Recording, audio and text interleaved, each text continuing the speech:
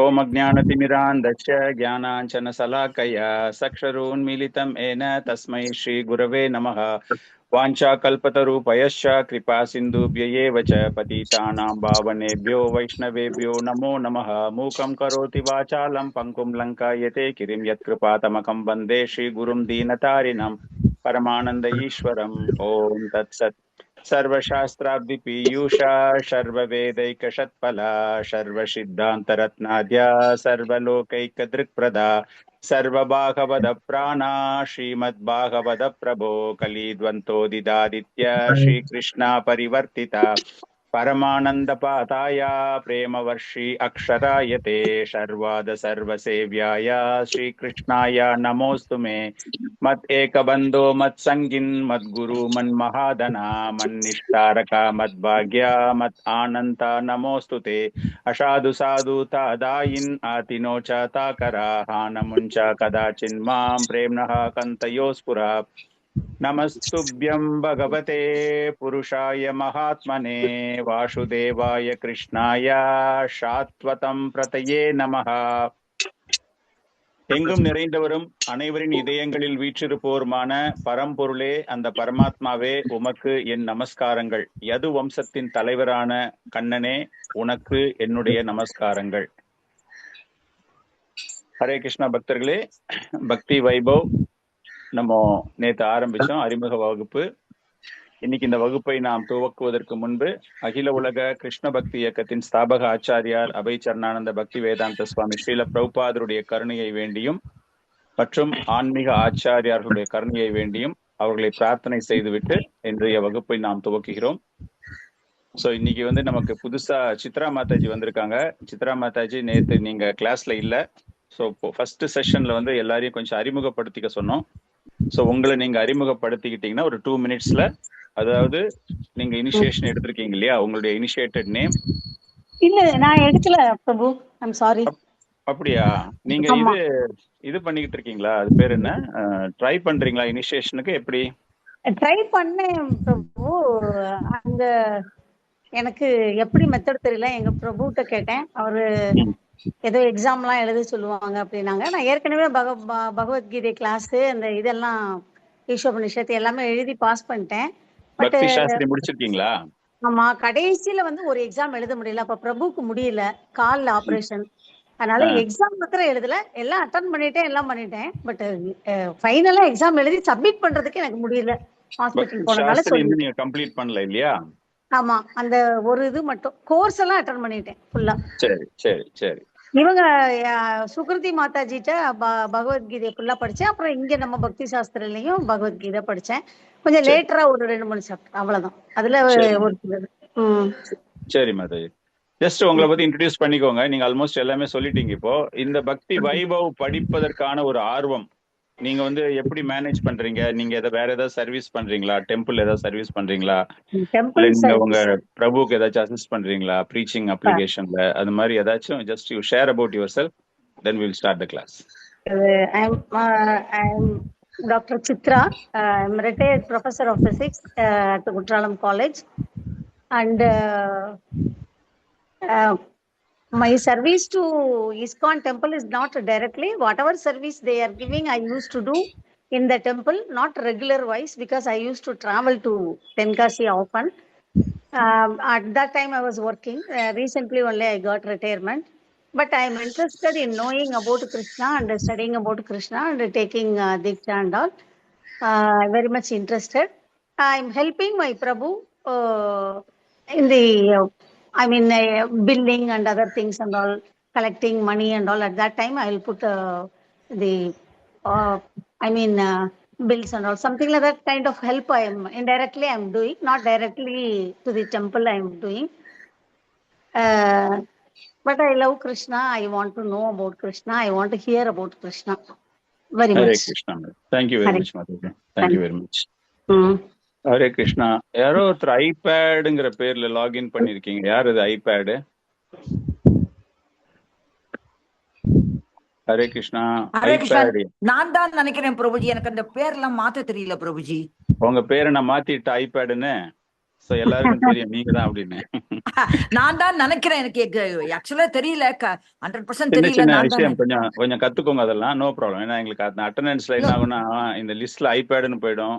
2 நாள் ஐபேட் இருக்கும், 3வது நாள் வேற பேர் வரும். ஐயோ சரி பிரபு. ஐபேடுன்னு ஒரு ஸ்டூடெண்ட் இல்ல, ரிமூவ் தட் ஐபேட் ஸ்டூடெண்ட்னு சொல்லிடுவாங்க.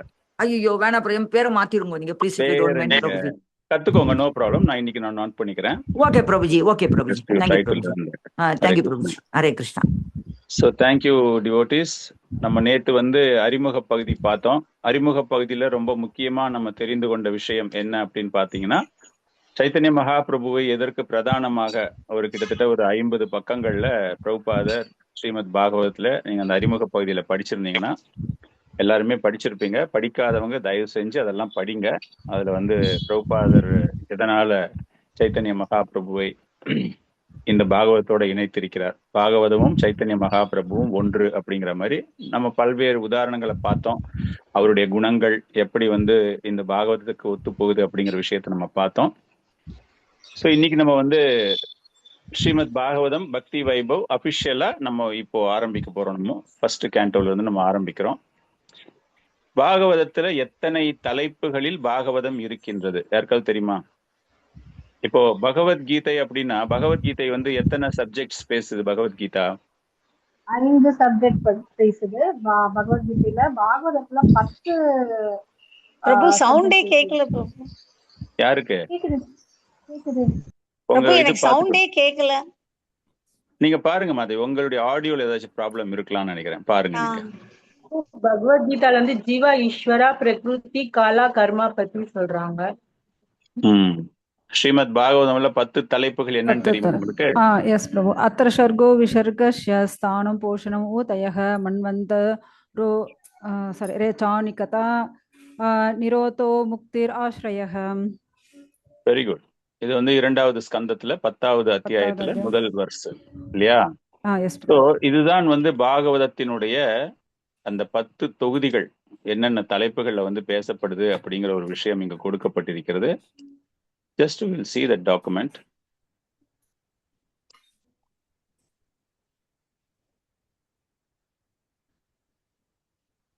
தெரியுது இல்லையா எல்லாருக்கும்?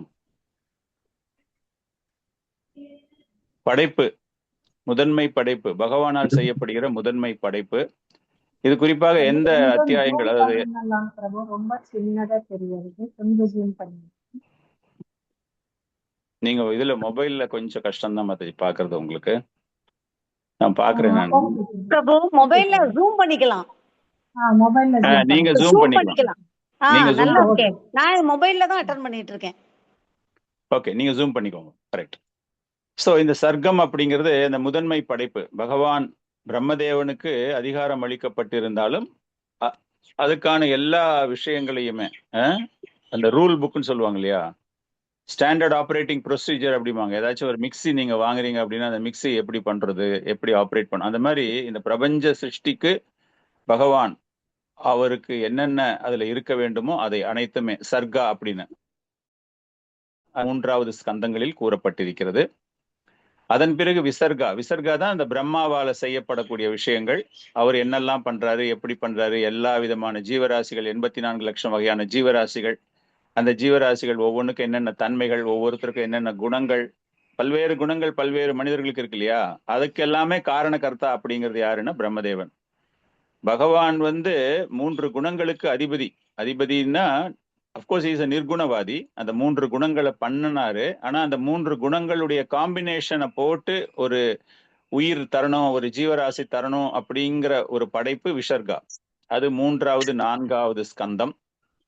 அந்த படைப்புகளை எப்படி பராமரிப்பது, ஸ்தானா, அது 5வது ஸ்கந்தத்தில் கூறப்பட்டிருக்கிறது. போஷணா, படைத்த ஜீவராசிகள், பக்தர்கள், அவர்களை எல்லாம் பாதுகாப்பது, பகவான் எப்படி எல்லாரையுமே பாதுகாக்கின்றார் அப்படிங்கிறது. குறிப்பா பாத்தீங்கன்னா ஒரு சில உதாரணங்கள்லாம் கொடுக்கப்பட்டிருக்கிறது. அஜாமிலன், விருத்ராசுரன் அவர்களை எல்லாம் எப்படி பகவான் பாதுகாத்தார் அப்படின்னு. உத்தி அப்படின்னா இது படைப்பதற்கான ஒரு மோட்டிவேஷன் இல்லையா, எதற்காக படைக்கின்றார், நம்மளுடைய விருப்பங்களுக்கு ஏற்ற ஃப்ரீ வில் அப்படின்னு சொல்லுவாங்க இல்லையா, அந்த ஒரு விருப்பங்களுக்கு ஏற்ற பகவான் அதை பண்றாரு அப்படிங்கிற ஒரு விஷயம்.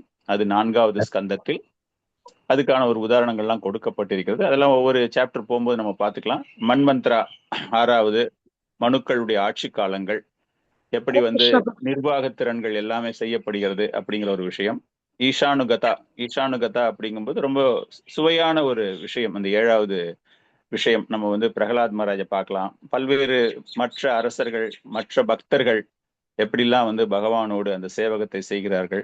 அப்புறமா அந்த கிருஷ்ணலீலை 10வது அவதாரம், 10வது ஸ்கந்தம், அதுல இருக்கக்கூடிய விஷயங்கள்.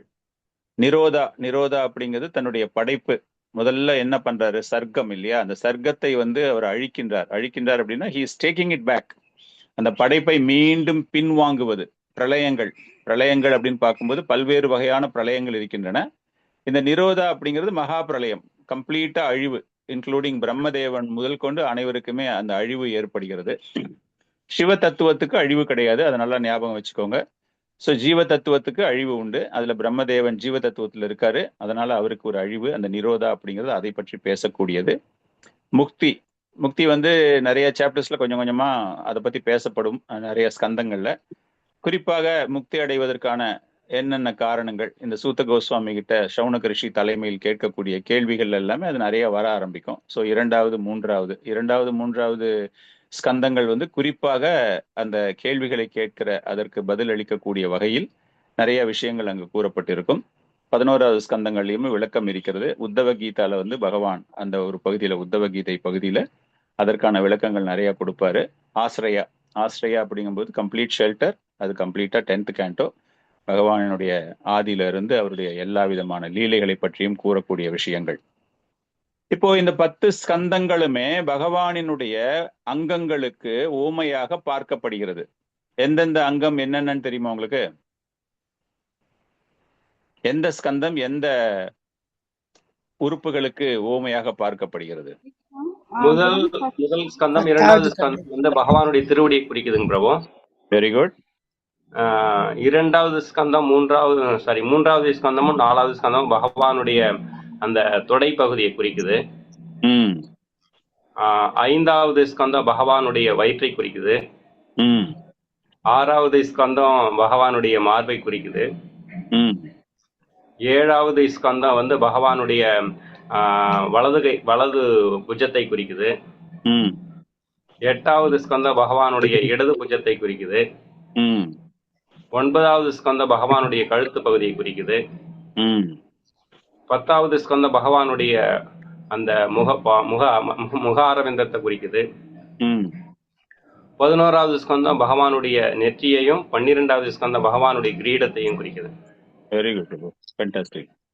ஸோ இதெல்லாம் நீங்க தெரிஞ்சு வச்சுக்கணும். பக்தி வைபவ் மாணவர்கள் எல்லாருக்குமே தெரிஞ்சிருக்கும். ஜஸ்ட் ஒரு ரெஃப்ரெஷிங். நம்ம வந்து இந்த ஒரு அணுகுமுறை நம்ம பகவானிடம் சரணாகதி அடையும் போது 1, 2 திருவடிகள், தொடைகள், நாபிச்சுடர், மார்பு, கை, கழுத்து, கதாமரை முகம், நெற்றி, திருத்தலை, இதுதான் அந்த 12 ஸ்கந்தங்கள். 1, 2 திருவடிகள். நித்தியம் பாகவத சேவை அப்படின்னா என்ன அர்த்தம்? 3 வகையான மனிதர்கள் இருக்காங்க பாகவதத்தை படிப்பவர்கள். 3 வகையில் பாகவதத்தை படிக்கலாம். நித்தியம் பாகவத சேவை அப்படின்னு பார்க்கும்போது ஆச்சாரியார்கள் சொல்லக்கூடிய விஷயம் என்ன அப்படின்னா, பகவானினுடைய திருவடிகள்ல தான் நம்ம கடக்கணும், மேல போகவே கூடாது. நித்தியம் பாகவத சேவை அப்படின்னா நீங்க தினம் நம்ம படிக்கிறோம் அப்படின்னா ரிப்பீட்டட்லி ஃபர்ஸ்ட் 2 கேண்டோஸ் நம்ம படிச்சுக்கிட்டே இருக்கணும். ஸோ ஒரு உண்மையான பக்தனுக்கான ஒரு லட்சணம் என்ன அப்படின்னா, நித்தியம் பாகவத சேவை அப்படின்னு பார்க்கும்போது அந்த 2 ஸ்கந்தங்களை மீண்டும் மீண்டும் மீண்டும் மீண்டும் மீண்டும் மீண்டும் படித்து கொண்டிருப்பது. அடுத்தவங்க என்ன பண்ணுவாங்க அப்படின்னா, எல்லாத்தையுமே நம்மளும் படிக்கலாம், தப்பு கிடையாது. ஒரு பக்தனாக நம்ம போயிட்டோம் அப்படின்னதுக்கு பிறகு மற்ற கேண்டோ நீங்க படிச்சுக்கிட்டு இருக்கும்போது டெய்லி அட்லீஸ்ட் ஒரு பேஜ் 2 பேஜ் ஆச்சும் நீங்க வந்து ஃபர்ஸ்ட் 2 கேண்டோஸ்ல you have to read every day.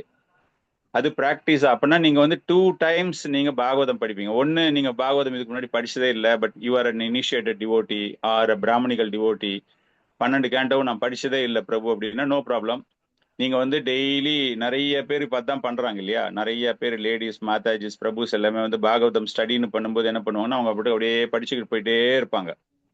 அது ஒண்ணு நீங்க பண்ணலாம். But as a devotee what you should do அப்படிங்கும்போது 100% கம்பல்சரிலி எவ்ரி டே நீங்க வந்து ஃபர்ஸ்ட் 2 கேண்டோவை ரிப்பீட்டடா படிச்சுக்கிட்டே இருக்கணும். தட் இஸ் அ நித்தியம் பாகவத சேவை. பிரபுபாதர் அதான் எழுதுறார். முதல் 2 ஸ்கந்தங்களை வந்து இப்ப பகவானினுடைய திருப்பாதங்களுக்கு பார்க்கப்படுகிறது என்றால் நாம் திருப்பாதங்களில் நாம் நம்மை சமர்ப்பித்து கொண்டே இருக்க வேண்டும். ஒரு துளி அகங்காரம் கூட நமக்கு வந்துடக்கூடாது அப்படிங்கிறதுக்காக தான். ஸோ 2வது வகையான படிப்பு பாகவதத்தில் அப்படின்னு பார்க்கும்போது ஃபுல் 10 கேண்டோஸ் 12 கேண்டோஸை வந்து அப்படியே ரெகுலரா ரொட்டீனா படிச்சு போயிட்டு, பிரபுஜி நான் பாகவதம் படிச்சிட்டேன், I become an expert now, I am PhD scholar, நான் ஒரு வாட்டி பாகவதம் படிச்சிட்டேன் அப்படின்னு சொல்லிட்டு அப்படியே மாறு தட்டிக்கிற ஒரு கூட்டம் இருக்கு. 3வது வகையான மக்கள் என்ன அப்படின்னா, ரசத்தை மட்டுமே அனுபவிப்பதற்காக டைரக்டா 10th கேண்டோ. அந்த 10th கேண்டோ படிக்கும்போது அவங்களுக்கு என்ன ஆசைன்னா, ஏதாச்சும் ரொம்ப நம்மளை அப்படியே கிளர்ச்சி ஊண்டக்கூடிய வகையில கிருஷ்ணர் வந்து பெண்களோட டான்ஸ் ஆடி இருக்காருமே, அது எப்படி ஆடினாரு டான்ஸு, அந்த டான்ஸ்ல நம்மளுக்கு ஏதாச்சும் ரசம் கிடைக்குதா பார்க்கலாம் அப்படின்னு அந்த ஒரு ஒரு ஒரு குறுகிய நோக்கம், ஒரு தாழ்ந்த நோக்கத்தோடு படிக்கிற ஒரு கூட்டம் இருக்கு. ஸோ இவர்கள் தான் அந்த 3 வகையான மக்கள் அப்படிங்கிற ஒரு விஷயம். ஸோ பாகவதம் அப்படிங்கிற விஷயம் எப்படிப்பட்டது?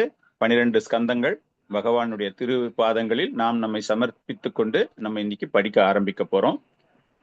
இப்போ வந்து முதல் அத்தியாயம், சாரி ஃபர்ஸ்ட் கேண்டோ. ஃபர்ஸ்ட் கேண்டோடைய பேர் என்னது?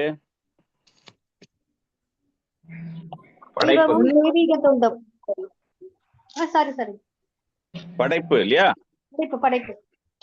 படைப்பு. இதுல நம்ம வந்து பார்த்த மாதிரியே 19 அத்தியாயங்கள் இருக்கின்றன. இதுல வந்து ஃபர்ஸ்ட் சாப்டர்ல வந்து கேள்விகள். இந்த ஃபர்ஸ்ட் சாப்டர் பேஸ் பண்ணி தான் entire Bhagavatam structure is there. ஃபுல்லா நீங்க பாத்தீங்க அப்படின்னா பாகவதம் எப்படி அமைக்கப்பட்டிருக்கிறது அப்படின்னு பார்த்தா, இந்த முதல் ஸ்கந்தத்துல இருக்கக்கூடிய விஷயங்கள் அப்படியே எல்லா ஸ்கந்தங்களுக்கும் ஒவ்வொரு கேள்விகள் அவங்க கேட்கறதுக்கு ஏற்றாற் போல அது சென்று கொண்டிருக்கின்றன. பாகவதத்தை பொறுத்த வரைக்கும் நம்ம தெரிந்து கொள்ள வேண்டிய விஷயங்கள், பாகவதம் அப்படின்னாலே நம்ம மனசுல வர்றது என்னது? உங்க மனசுல என்ன வருது பாகவதம்னா? பகவான் அப்படின்னு சொல்லாதீங்க, அது வேற. Okay, Bhagavatam is Krishna, no doubt. Srimad Bhagavatam அப்படின்னா பக்தர்கள் எப்படி எல்லாம் பகவானை அனுபவிச்சிருக்காங்க அப்படிங்கிறது. ஓகே, அது எப்படி புரியும் உங்களுக்கு? பகவானுடைய லீலைகள் இருக்கு பிரபுஜி. கரெக்ட், லீலைகள் உங்களுக்கு எப்படி புரியும்?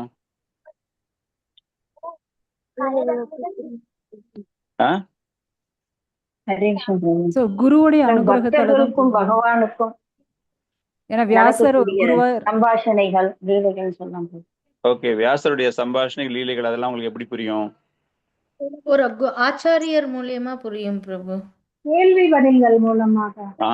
கேள்வி பதில்கள் மூலமா. You have given 50% answer only. கேள்வி பதில்கள் மூலமா. அந்த கேள்வியை கேட்டது யாரு அப்படிங்கிற விஷயம் நமக்கு தெரியும். பரீட்சித் மகாராஜா, சுகதேவ கோஸ்வாமி இல்லையா? அந்த சுகதேவ கோஸ்வாமி கூட்டத்துல இருந்த ஒரு மிகப்பெரிய சாது சூத கோஸ்வாமி. அவர் நைமித்துக்கு வரும்போது அங்குள்ள சாதுக்கள் சவுனக ரிஷி தலைமையில் கேட்ட கேள்வி. சோ அடிப்படையாக இந்த கேள்வி கேட்டதின் மூலமாக பதில் வழங்கப்பட்டு, சோ அந்த பாகவதம் அப்படின்னாலே இப்ப இந்த 2 டைப் ஆஃப் கான்வர்சேஷன் நம்மளுக்கு தெரிஞ்சு போச்சு. இது இல்லாம மைத்ரேய முனிவருக்கும் விதுரருக்கும் நடைபெற்ற சம்பாஷணைகள். ஸோ நீங்க வந்து பாகவதம் படிக்கும்போது பாத்தீங்கன்னா, புதுசா யாராச்சும் படிக்கிறாங்க அப்படின்னா அவங்களுக்கு ஒரு பெரிய கன்ஃபியூஷன் ஆயிடும். அவங்களுக்கு வந்து ஃபர்ஸ்ட் எடுத்த உடனே பரீட்சித் மகாராஜாவும் சுகதேவ கோஸ்வாமியும் பேசிக்கிட்டே இருப்பாங்க போல் இருக்கு அப்படின்னு அந்த ஒரு கான்செப்ட்ல அவங்க பாகவதம் அப்ரோச் பண்ணும்போது திடீர்னு பாத்தீங்கன்னா சூத கோஸ்வாமி வாச்சான்னு வரும், மைத்ரேய வாச்சான்னு வரும், விதுர வாச்சா அப்படின்னு வரும்போது அவங்களுக்கு ஒரே கன்ஃபியூஷன் ஆகும். இந்த டாபிக் நம்ம எப்படி புரிஞ்சுப்போம் அப்படின்னா, டிஃப்ரெண்ட் டைப்ல இந்த questions, some of the questions Sukadeva Goswami Parikshit Maharaja சம்பாஷணையில நடைபெற்ற கேள்விகள். அதுல இருந்த சூத கோஸ்வாமி நைமிஷாரண்யத்துல பேசும்போது சவுனக ரிஷி தலைமையில் கேட்ட ஒரு சில கேள்விகள். இது தவிர விதுரர் உத்தவரை பார்க்கும்போது உத்தவர் சொல்றாரு கிருஷ்ண பகவான் தன்னுடைய லீலையை முடித்து கொண்டு செல்கிறார் அப்படிங்கும்போது விதுரருக்கு ரொம்ப ஆச்சரியம். அப்ப சொல்றாரு, உத்தவர் சொல்றாரு, அவர் போகும்போது உன்னை பத்தி பேசினாருப்பா, உன்னை பத்தி கேட்டாருப்பா அப்படின்னு ஒண்ணு விதுரருக்கு அவ்வளவு பரவசமாகி விடுகிறது. ஆஹா, என்னை பத்தி கேட்டாரா? லீலையை முடித்து கொண்டு பகவான் செல்லும் போது என்னை பற்றி கேட்டாரா? என்ன கேட்டாரு, என்ன சொன்னாரு, என்ன பேசினாரு அப்படின்னு அந்த ஆர்வத்துல கடன்னு கேள்வி கேட்கிறாரு. அப்ப சொல்றாரு, உத்தவர் சொல்றாரு, அப்பா எனக்கு நேரமே இல்லப்பா உங்ககிட்ட பேசுறதுக்கு, ஏன்னா பகவான் வந்து எனக்கு நிறைய வேலை கொடுத்துருக்காரு. ஆனா நாங்க 2 பேரும் பேசும்போது அங்க மைத்ரேய முனிவரும் இருந்தாரு, அவர்கிட்ட போய் இந்த கேள்வி எல்லாம் கேளு அப்படின்றாரு. சோ அதனால மைத்ரேய முனிவரை அவர் பார்க்கும்போது அவங்க 2 பேருக்குள்ள நடக்கிற சம்பாஷணை is separate, out side Sukadeva Goswami கேட்ட கேள்விகளை விட. ஆனா அது எல்லாமே அவர் வந்து கோட் பண்ணுவாரு. சூத கோஸ்வாமியும் சுகதேவ கோஸ்வாமியும் they will quote that. So அந்த மாதிரி பார்க்கும்போது 3 வகையான கான்வர்சேஷன்ஸ் நம்ம பாகவதத்துல நம்ம அனுபவிக்கலாம். இப்போ நம்ம இங்க பார்க்க போற இந்த ஸ்கந்தம், குறிப்பாக இந்த அத்தியாயம், குறிப்பாக சூத கோஸ்வாமி அவர்களிடம் சௌனக ரிஷி தலைமையில் கேட்ட கேள்விகள் ஆரம்பிக்கின்றன. இந்த ஒரு அத்தியாயத்துல மொத்தம் 23 ஸ்லோகங்கள் இருக்கின்றன. இதுல முதல் 3 ஸ்லோகங்கள் முக்கியமான ஸ்லோகம். என்டையர் பாகவதத்துக்கு ரொம்ப ரொம்ப ரொம்ப ரொம்ப முக்கியமான ஒரு ஸ்லோகம். அப்படின்னா இது பாகவதத்திற்கு ஒரு முன்னுரையாக பார்க்கப்படுகிறது. இதுல பகவானை பற்றி, பகவானின் புகழை பற்றி, பகவானினுடைய ஒரு அனுகிரகம், பகவானை எப்படி பிரார்த்தனை செய்து எந்த ஒரு புண்ணியமான செயல், மங்களமான செயலை நாம் ஆரம்பிக்க வேண்டும் அப்படிங்கிற பல்வேறு வகையான தத்துவங்கள், கருத்துகள் இதில் கூறப்பட்டிருக்கின்றன. அதுக்கப்புறமா 4வது ஸ்லோகத்துல இருந்து 8வது ஸ்லோகம் வரைக்கும் அந்த சாதுக்கள், நைமிஷாரண்யத்தில் அமர்ந்திருக்கிற சாதுக்கள், அவர்கள் சூத கோஸ்வாமியிடம் கேள்வி கேட்க போறதுக்கு முன்னாடி அந்த சீன் எப்படி இருந்தது, அந்த அமைப்பு எப்படி இருந்தது அப்படிங்கிறத விளக்கக்கூடிய அந்த ஸ்லோகங்கள். 3rd part of this chapter மொத்தம் 3 பாகங்களாக பிரிக்கலாம் இந்த அத்தியாயத்தை. 3வது பாகம் பார்க்கும்போது அந்த சாதுக்கள் கேட்ட கேள்விகள். இதுதான் நம்ம இந்த ஒரு ஃபர்ஸ்ட் சாப்டர்களுடைய ஒரு புரிதல். இப்ப நம்ம வந்து முதல் 3 ஸ்லோகங்கள், அதாவது பாகவதத்திற்கான ஒரு முன்னுரை அப்படிங்கிற ஒரு விஷயம். இப்போ அந்த ஒரு ஸ்லோகம், இந்த ஃபர்ஸ்ட் ஸ்லோகம், செகண்ட் ஸ்லோகம், தேர்ட் ஸ்லோகம் இஸ் வெரி வெரி இம்பார்ட்டன்ட் ஸ்லோகம். So what we are going to do is, நான் வந்து ஃபர்ஸ்ட் ஸ்லோகம் படிக்கிறேன். 3 பேரோ 4 பேரோ நீங்க ஸ்லோகத்தை படிக்கலாம். ஃபர்ஸ்ட் ஸ்லோகம். செகண்ட் ஸ்லோகம் வேற ஒரு 4 பேர் படிங்க. 3வது ஸ்லோகம் வேற ஒரு 4 பேர் படிங்க. இந்த ஸ்லோகத்தை படிச்சு முடிச்ச உடனே என்ன நம்ம புரிஞ்சுக்கணும் இந்த ஸ்லோகத்துல இருந்து அப்படிங்கிறத நான் விளக்கிறேன். அதுக்கப்புறமா நம்ம 2வது ஸ்லோகத்துக்கு போகும்போது அப்ப வேற யாராச்சும் ஒரு 4 பேர் படிக்கலாம். இதுதான் நம்ம இன்னைக்கு கிளாஸ்ல ஒரு 3, 4, 5 ஸ்லோகாஸ் நம்மளால இன்னைக்கு முடிக்க முடியும்னு நினைக்கிறேன். பார்க்கலாம் எப்படி போகுது, டைம் போகுதுன்னு பார்க்கலாம். ஏன்னா ஃபர்ஸ்ட் 3 ஸ்லோகம் ரொம்ப முக்கியமான ஸ்லோகம். போக போக நம்மளுக்கு வந்து ஒரு நாளைக்கு ஒரு 15, 16 ஸ்லோகம் நம்ம முடிக்கிறதுக்கு டைம் கிடைக்கும். இன்னைக்கு ஃபர்ஸ்ட் டே, ஃபர்ஸ்ட் சாப்டர். இது ரொம்ப இம்பார்ட்டன்டான விஷயங்கள் அடங்கிய ஸ்லோகங்கள், புரிந்து கொள்ள வேண்டிய விஷயங்கள் நிறைய இருக்கு. அதனால இன்னைக்கு கொஞ்சம் உங்களுக்கு ஸ்லோவா போற மாதிரி தெரியும். போக போக we will maintain around 12 to 15 slokas per day அப்படிங்கிற அந்த ஸ்பீட்ல நம்ம போவோம். So I am reading the first shloka now. உங்க எல்லாருக்குமே தெரிஞ்சிருக்கும் இது வந்து மனப்பாட ஸ்லோகம். மனப்பாடம் யாரும் பண்ண முடியல அப்படின்னா தயவு செய்து மனப்பாடம் செய்ய முயற்சி செய்யுங்கள். ஆரம்பிச்சுக்கோங்க மனப்பாடம் பண்றதுக்கு. இது உங்களுடைய எக்ஸாமுக்கு இந்த first 2 slokas are very much important. ஓம் நமோ பகவதே வாசுதேவாய. ஜன்மாதி அஷ்யயதோ அன்வயத் இதரதஸ்ச அர்த்தேஷு அபிஜனஸ்வராத் தேனே பிரம்ம ஹிருதய ஆதி கவயே முஹ்யந்தி யத் சூரயः தேஜோ வாரீமிருதம் யதா விநிமயோ யத்ர த்ரிஷர்கோ அம்ரஷா தாம்னஸ்வேன சதா நிரஷ்டக்குஹம் சத்யம் பரம் தீமஹி. யாராச்சும் ஒரு 4 பேர் படிக்கலாம். நான் கூப்பிடுறேன், நீங்க படிங்கோ. அம்பிகா கோபிகா மாதாஜி ப்ளீஸ். हरे कृष्ण प्रभु। ओम नमो भगवते वासुदेवाय। जन्मादियस्य यदोऽन्वयतितरतस्तातेषु अभिज्ञस्वरात् तेने ब्रह्महृदय आदिकवये मुह्यन्ति यत्सूरयः तेजो वारिमृतां यदा विनिमयो यत्र त्रिसर्गो मृषा अमृषा ताम्नस्वने ईश्वेन सदा निरस्ते गुह्यं सत्यं परं धीमहि. तेने ब्रह्म हृदय. ओके, नेक्स्ट गोकुल माता माताजी படிங்க. हरे कृष्ण। ओम नमो भगवते वासुदेवाय। जन्माद्यस्य यतोऽन्वयात् तरतश्चातेषु अभिज्ञस्वरात् तेने ब्रह्म हृदय आदिकवये मुह्यन्ति यत्सूरयः तेजो वारिमृतां यथा विनिमयो यत्र त्रिसर्गो मृषा दाम्ना स्वेन सदा निरस्तकुहकं सत्यं परं धीमहि. குணமயி மாதாஜி படிங்க. தேங்க்யூ மாதாஜி. குணமயி மாதாஜி. ஓம் நமோ பகவதே வாசுதேவாயம் ஜென்மாதி யஸ்ய யதோ அன்வயாத் இதரதஸ்தார்த்தேஷு அபிஜ்ஞஸ்வராத் தேனே பிரம்ம ஹிருதயா ஆதிகவயே முஹ்யந்தி யத் சூரயகம் தேஜோ வாரிமிருதாம் யதா வினிமயோ யத்ர த்ரிசர்கோ அம்ருஷாம் தாம்னா ஸ்வேன சதா நிரஸ்தகுஹகம் சத்யம் பரம் தீமஹி. தேங்க்யூ பிரபு. யசோதா மாதாஜி படிங்க. புக் இருக்கா மாதாஜி உங்ககிட்ட? நானா பிரபுஜி? புக் இருக்கா கையில? இருக்கு பிரபுஜி, வச்சுட்டு இருக்கேன் பிரபுஜி. இந்த இருக்கு. படிங்க படிங்க படிங்க.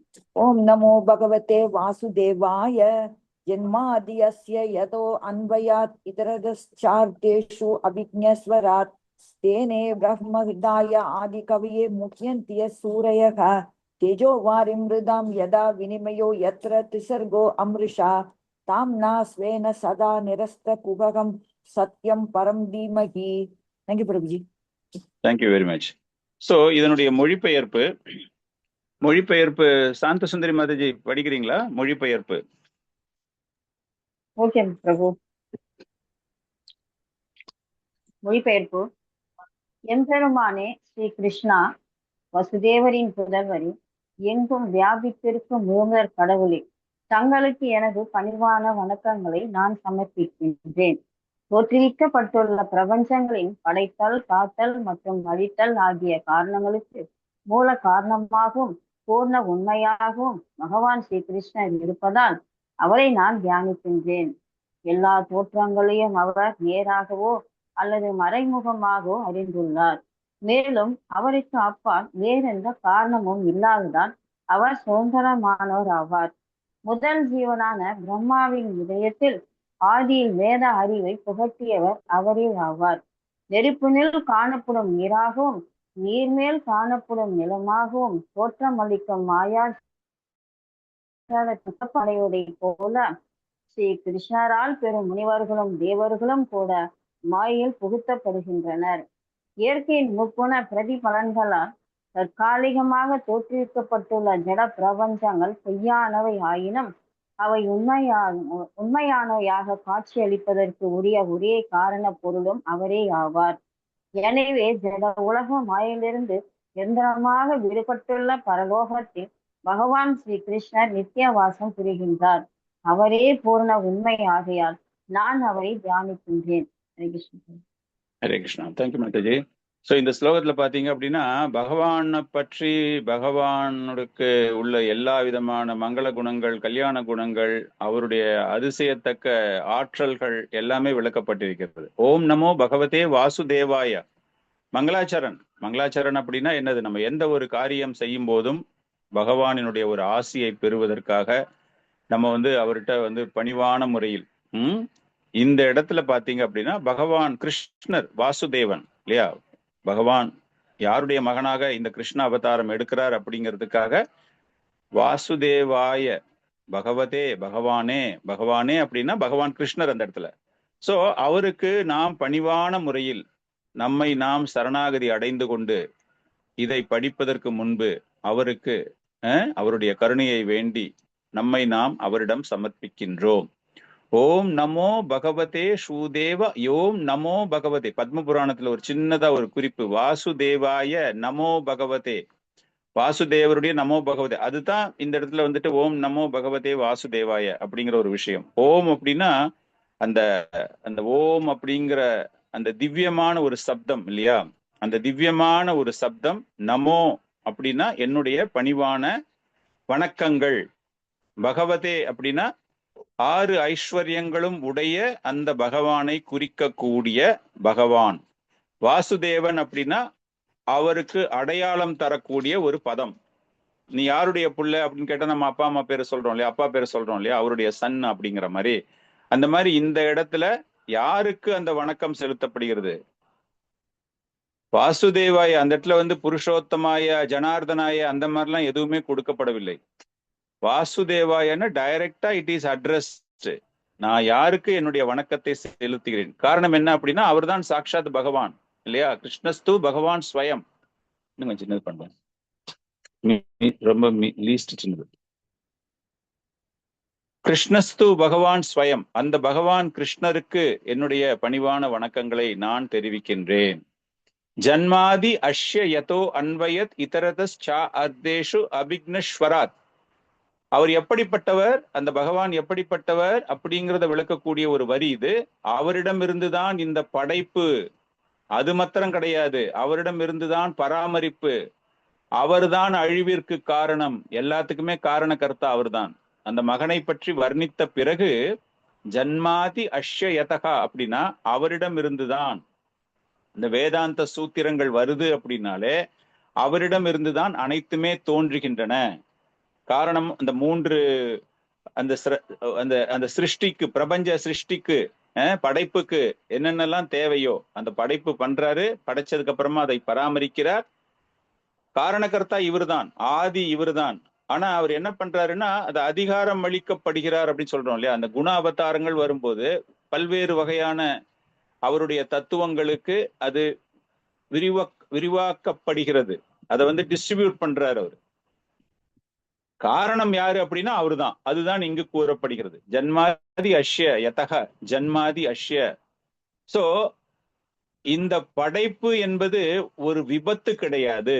என்ன நம்ம இதுல புரிஞ்சுக்கணும் அப்படின்னா, இது ஒரு படைப்பு என்பது ஒரு விபத்து. நிறைய பேர் சொல்றாங்க இல்லையா, பிக் பேங் தியரி அப்படிம்பாங்க. பிக் பேங் தியரினா ரெண்டு பெரிய பெரிய கோள்கள் மோதி கொண்டது, அதனுடைய துகள்கள் தான் இந்த பிரபஞ்சம், இந்த எர்த்து அப்படிங்கறதெல்லாம் அவங்க பேசுறாங்கல்ல. அதுதான் இங்க நம்ம புரிந்து கொள்ள வேண்டிய விஷயம். இது விபத்து விஷயமாக நடந்தது கிடையாது. பகவான் அவருடைய பரிபூர்ணமான த மோஸ்ட் இன்டெலிஜென்ட், அந்த புத்திசாலித்தனத்தை நம்மளால கணக்கிடவே முடியாது, நம்மளால புரிந்து கொள்ளவே முடியாது. அப்படிப்பட்ட புத்திசாலித்தனம் உடைய அந்த பகவான் இதற்கு பின்னாடி காரணமாக, இந்த காரணகர்த்தா யார் என்றால் பகவான். அன்வயாத் இதரதஸ் சா அர்த்தேஷு அபிக்னா, நேரடியாகவோ அல்லது மறைமுகமாகவோ எல்லா ஜீவராசிகளுக்கும் படைப்புக்கு காரணகர்த்தாவாக இருக்கிறார். அந்த பகவானுக்கு எல்லாமே தெரியும், காரணம் தெரியும், விளைவுகள் தெரியும், அதுல இருக்கக்கூடிய ஜீவராசிகளை பற்றி தெரியும்.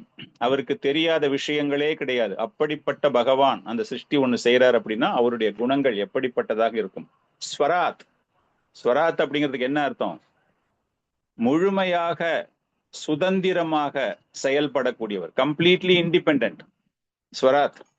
அவர் யாராலையும் கண்ட்ரோல் பண்ணவும் முடியாது, யாரும் டைரக்ஷனுமே கொடுக்க முடியாது, இப்படி பண்ணு அப்படி பண்ணுன்னு. ஆனா பக்தர்களிடம் லீலைகள் செய்யும் பொழுது கோபியர்கள் உட்காருன்னா உட்காருவாரு, நில்லுன்னா நிப்பாரு, அது வேற விஷயம். ஆனா இந்த இடத்துல இந்த சிருஷ்டியை செய்யக்கூடிய அந்த ஸ்வராத் அப்படிங்கிற விஷயம் என்றால் அவரை யாராலும் கட்டுப்படுத்த முடியாது. தன்னிச்சையாக செயல்படுபவர், யாரையும் சார்ந்து இருப்பவர் கிடையாது, பரிபூரணமாக எல்லா அம்சங்களும் உடையவர், செல்ஃப் சஃபிஷியன்ட். ரொம்ப நல்லா பாட்டு எழுத தெரியும், ஆனா எனக்கு பாட தெரியாது அப்படின்னா உங்ககிட்ட குரல் வளம் கிடையாது. ஆனால் பகவானுக்கு அப்படி கிடையாது. Self sufficient. எல்லாமே, எல்லா குணங்கள், எதை பத்தி நீங்க பேசுறீங்களோ எல்லா விதமான அம்சங்களும் அவரிடம் உண்டு. இந்த சிருஷ்டி செய்வதற்கு அவருக்கு மேலாக யாரும் கிடையாது, அவருக்கு இணையாக யாரும் கிடையாது. எல்லாவற்றிற்கும் காரணகர்த்தா அவர்தான். இப்ப நம்ம எல்லாம் கட்டுண்ட ஆத்மாக்கள் அப்படின்னா, கட்டுண்ட ஆத்மாக்கள் என்ன ஆயிடுறோம், நம்ம பலரையும் சார்ந்து இருக்கிறோம் இல்லையா. we are all depending on so many people. But பகவானுக்கு இந்த இடத்துல தன்னிச்சையாக யாருடைய கட்டுப்பாட்டும் இல்லாமல், அவருக்கு இணையாக யாரும் இல்லாமல் முழு சுதந்திரமாக அவர் செய்யக்கூடிய ஆற்றல் படைத்தவர். தேனே பிரம்ம கிருதாய ஆதி கவையே முஹ்யந்தி யத் சூரயக.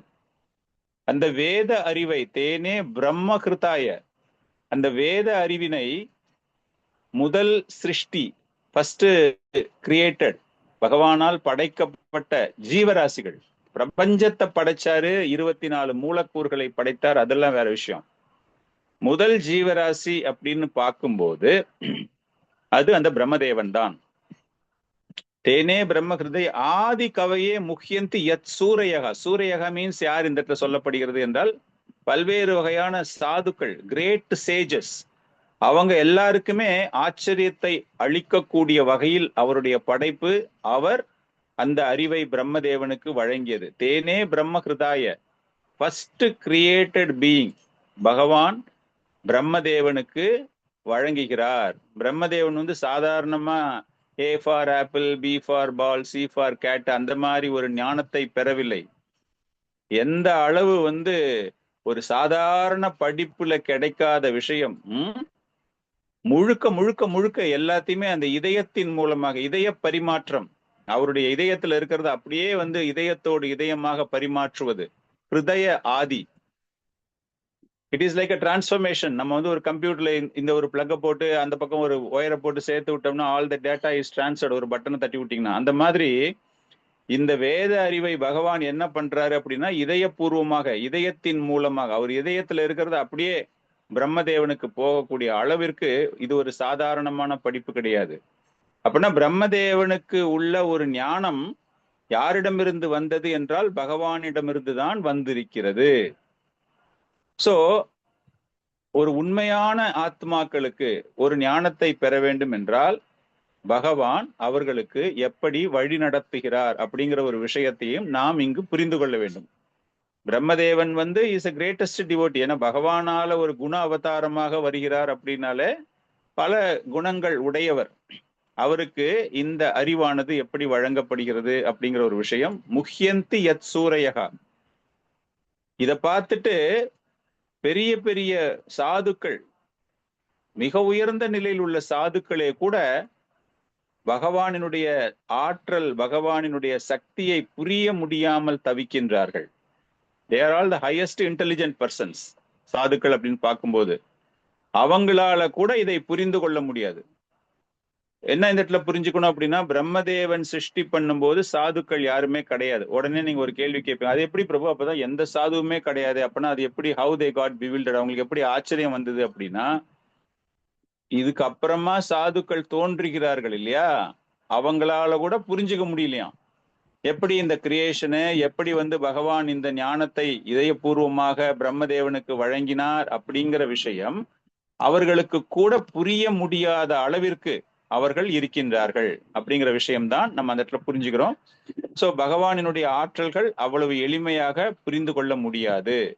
எப்படி அதை புரிந்து கொள்ள முடியும் என்றால் பக்தியின் மூலமாகத்தான் புரிந்து கொள்ள முடியும், முழுமையான சரணாகதி மூலமாகத்தான் புரிந்து கொள்ள முடியும். பகவானினுடைய கருணை இருந்தால்தான் அதை புரிந்து கொள்ள முடியும். ஒரு ஆன்மீக ஆச்சாரியாருடைய கருணை இருக்க வேண்டும். அப்பதான் நமக்கு வந்து இந்த ஆன்மீக ஞானமே நம்ம கிட்ட வரும்.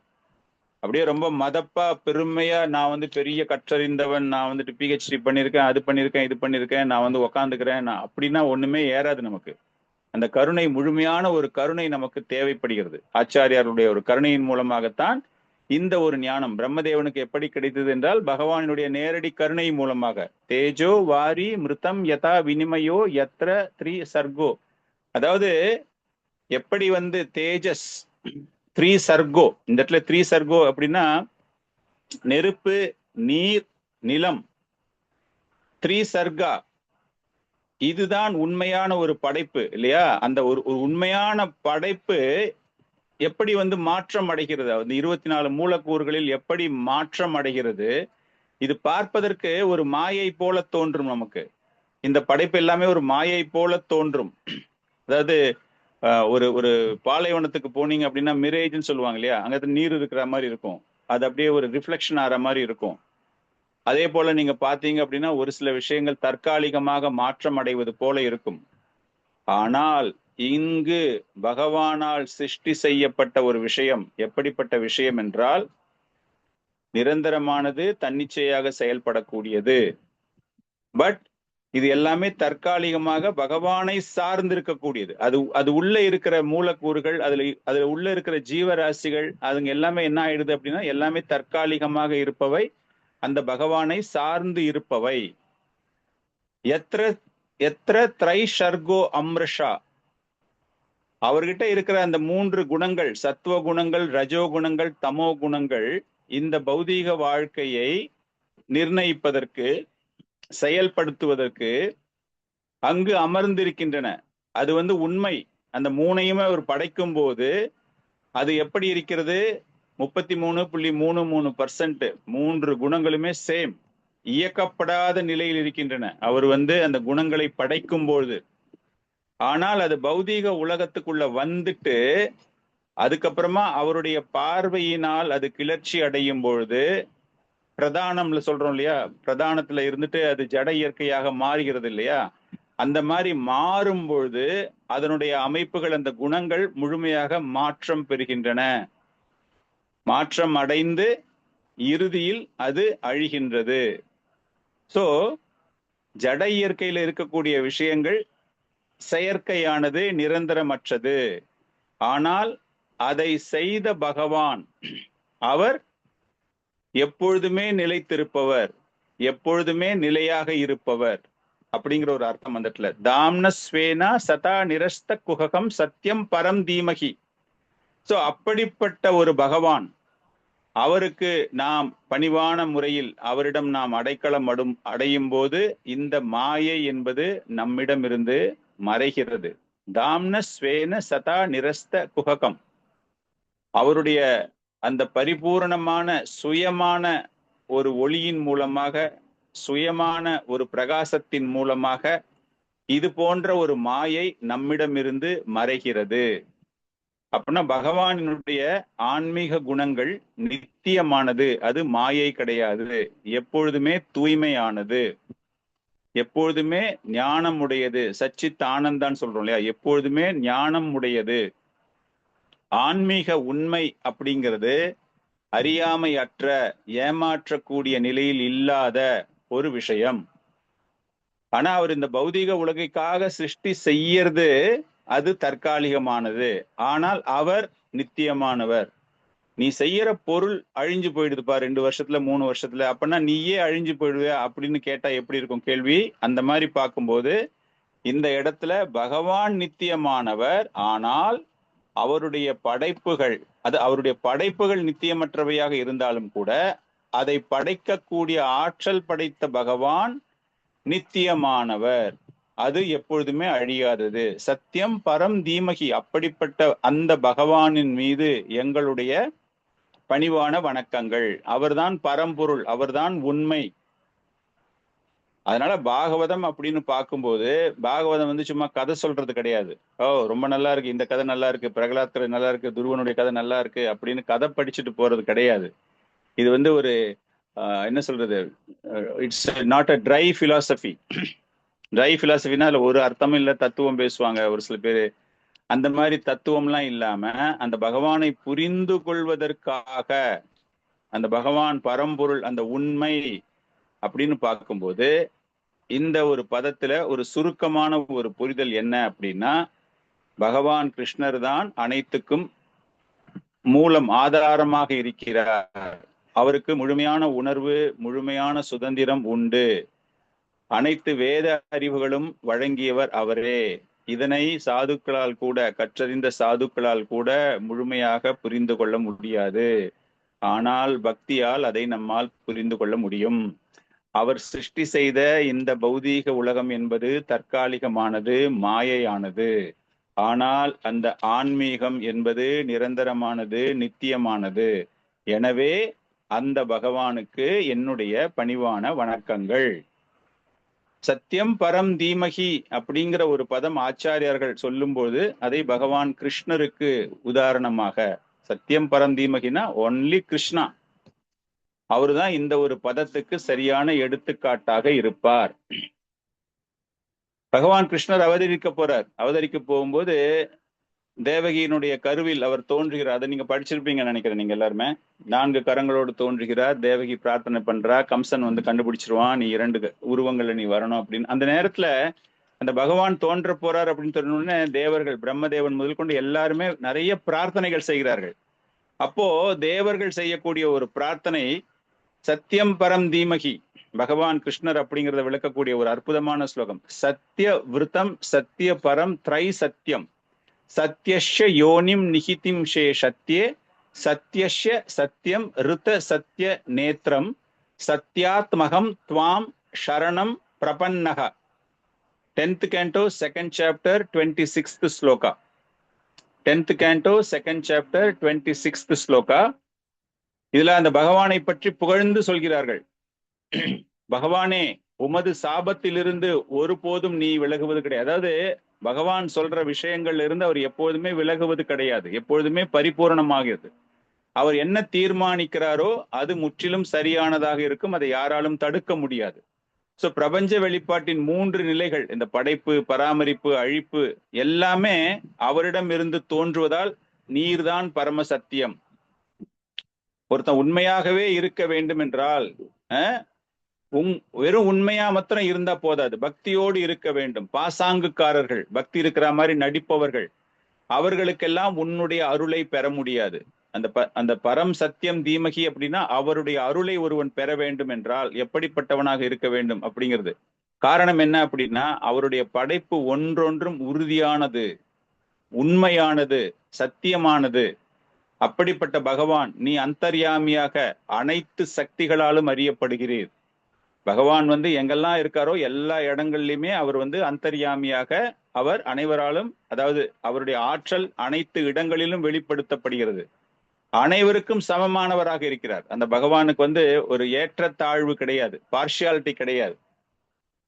அவருடைய போதனைகள் எல்லா காலத்திலும் எல்லாருக்குமே பொருந்தக்கூடிய விஷயம். இந்த ஸ்லோகத்துல பாத்தீங்கன்னா நம்ம புரிஞ்சுக்கிறோம். அப்படிங்கும்போது அந்த அளவுக்கு ஒரு பெருமை உடைய அந்த பகவான் அவருடைய ஆற்றலுக்கு, அவருடைய சத்தியங்களுக்கு, சத்தியம் பரம் தீமை, அப்படிப்பட்ட ஒரு சத்தியம் இந்த பிரபஞ்சத்தை படைக்கின்றது. எனவே உங்களுக்கு என்னுடைய வணக்கங்களை, அந்த தேவர்களுடைய வணக்கங்களை. சோ அவங்க இந்த இடத்துல பிரைஸ் பண்ணி பாடும்போது என்ன சொல்றாங்க அப்படின்னா, அந்த பகவானுடைய குணங்களை பற்றி, அவர்தான் பரம சத்தியம் அப்படிங்கிற ஒரு விஷயம். இதே விஷயம் சைத்தன்ய மகாபிரபு அவர்கள் சனாதன கோஸ்வாமிக்கு விளக்கும் போது சைத்தன்ய மகாபிரபு என்ன சொல்றாரு அப்படின்னா, ஏய் ஸ்லோகே பரம் சப்தே கிருஷ்ண நிரூபணா சத்தியம் சப்தே ககே தான்ற ஸ்வரூப லக்ஷணா. ஸ்ரீமத் பாகவதத்துல பரம் அப்படின்னு சொல்லி இருக்கிற அந்த வார்த்தை, இந்த வார்த்தைக்கு மகாபிரபு சனாதன கோஸ்வாமிக்கு விளக்குகிறார். இந்த பாகவத ஸ்லோகத்துக்கு அவர் சொல்லும் போது, இந்த பரம் அப்படிங்கிற விஷயம் யாரை குறிக்கிறது என்றால் பகவான் கிருஷ்ணரை குறிக்கின்றது. சத்தியம் அப்படின்னா அவருடைய தனிப்பட்ட குணங்கள், அந்த கேரக்டரிஸ்டிக் சொல்லுவோம் இல்லையா, அந்த குணங்கள்ல சத்தியம், அவரு சொல்றதுதான் சத்தியம். நம்மளுக்கு அப்படியே பார்க்கும்போது ஒரு மாயையால எல்லாமே அவர் ஒரு ஃப்ராடு பண்றாரு, குழப்பறாரு, பொய்யான செயல்களை செய்யறாரு அப்படிங்கிற மாதிரி தோன்றும். ஆனால் இந்த இடத்துல சத்தியம் பரம் என்பது பகவான் கிருஷ்ணர், அவருடைய குணங்கள். அதை பத்தி பேசிட்டே இருக்கும்போது சனாதன கோஸ்வாமிக்கு இன்னும் விளக்கமாக அதனுடைய தத்துவத்தை அவர் விளக்கும் போது, இந்த பகவான் தான் இந்த பிரபஞ்ச சிருஷ்டி, பராமரிப்பு, அழிப்பு எல்லாத்துக்குமே பண்ணிட்டு, பிரம்மதேவன் இந்த பிரபஞ்சத்திற்கு உதவியாளராக, இந்த சிருஷ்டியின் படைப்புக்கு உதவியாளராக பண்ணுவதற்காக என்னெல்லாம் செய்யணுமோ அதற்கான வேதங்களையும் வழங்கியவர்.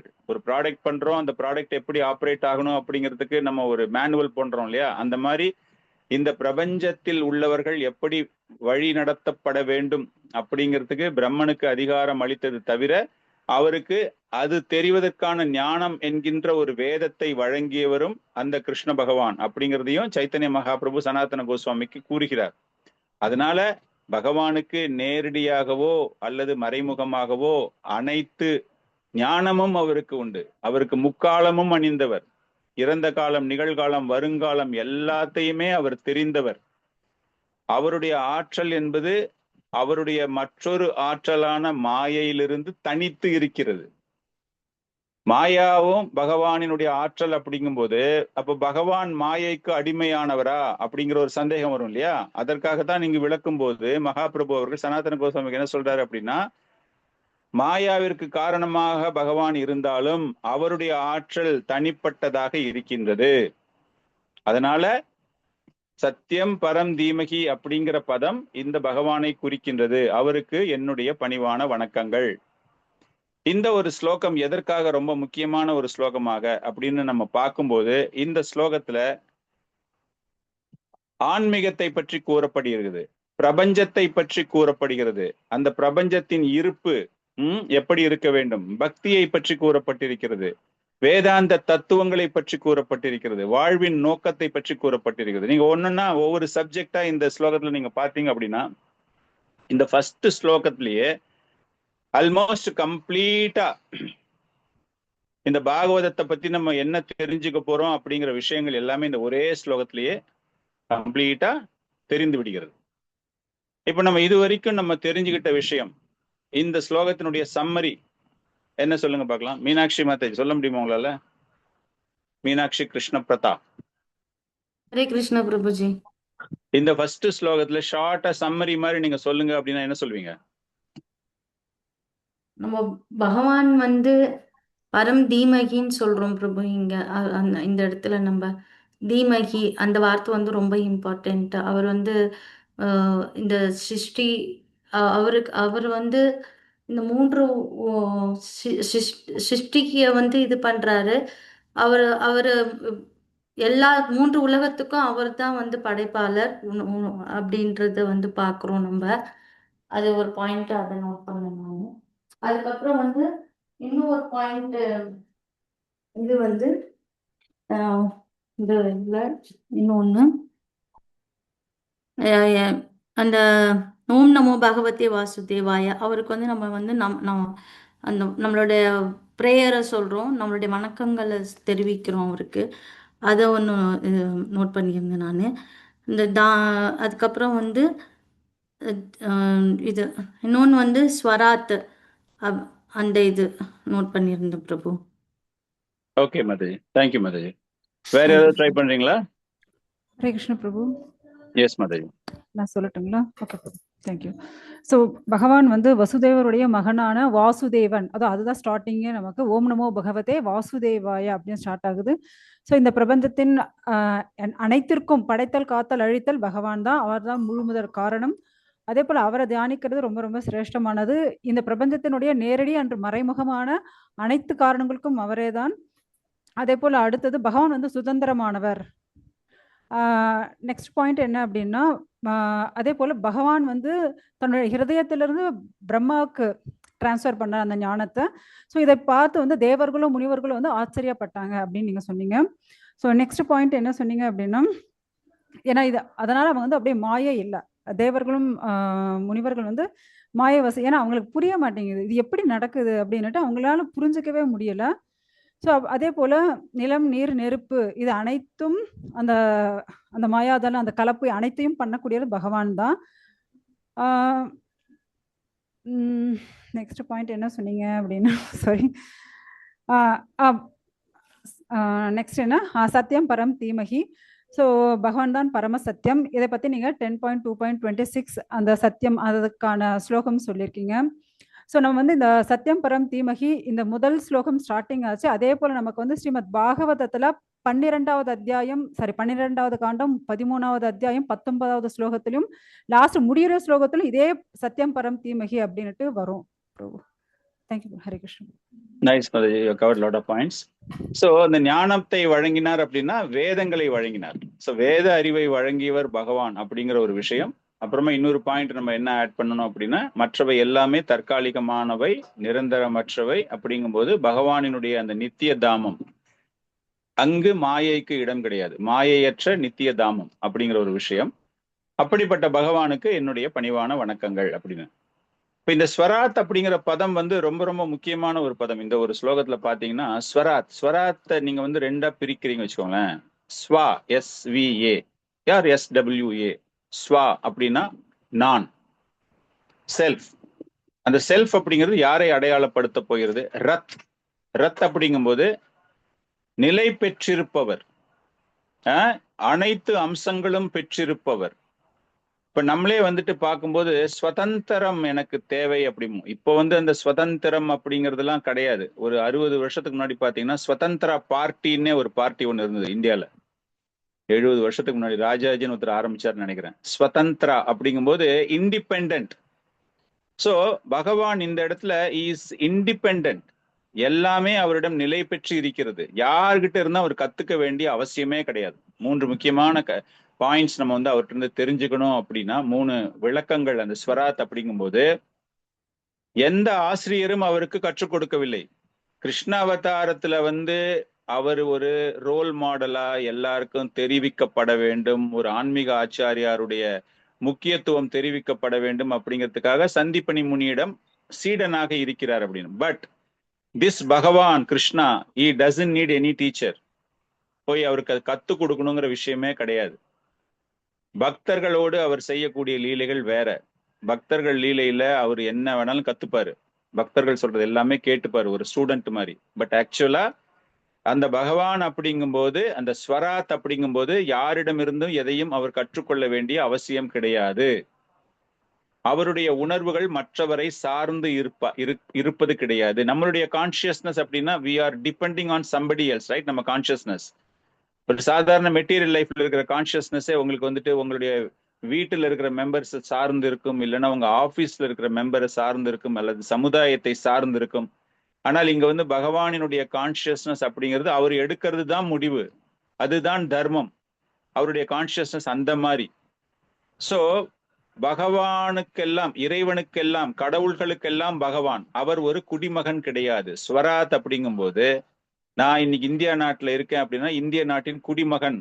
நீங்கள் பலவற்றை சார்ந்து இருக்கிறீர்கள். இந்தியாவின் சட்டத்தை சார்ந்து இருக்கிறீர்கள், உங்களுடைய அரசாங்கத்தை சார்ந்து இருக்கிறீர்கள். ஆனால் இங்க பகவானுக்கு அந்த மாதிரி கிடையாது. Is sovereign. Sovereign means what? Is independent. அவர் தான் த டெசிஷன் மேக்கர்.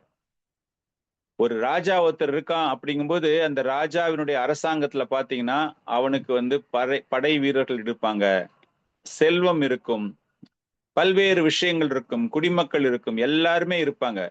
ஆனா யாருடைய தயவும் தேவை கிடையாது அந்த அரசனுக்கு. வந்து நீ இப்படித்தான் ஆட்சி பண்ணணும், நீ இப்படித்தான் செய்யணும் அப்படின்னு. பிராமணர்கள் வேத அறிவை வழங்கியவர்கள், ஆனால் அதை ஏற்றுக்கொள்ள வேண்டுமா வேண்டாமா அப்படிங்கிறது அவருடைய சுதந்திரம், அந்த அரசனுடைய ஒரு சுதந்திரம் இல்லையா? சோ அந்த மாதிரி பகவான் அப்படிங்கும்போது இஸ் கம்ப்ளீட்லி இண்டிபெண்டன்ட். நம்ம பலரை சார்ந்து இருக்கிறோம். நம்ம சொன்ன மாதிரி ஒரு குழந்தையா இருக்கும்போது பெற்றோர்களை, ஆசிரியர்களை, ஸ்கூலுக்கு போனா ஆசிரியர்களை, சமுதாயத்தை, உங்க உடம்பையே நீங்க சார்ந்து இருக்கணும்.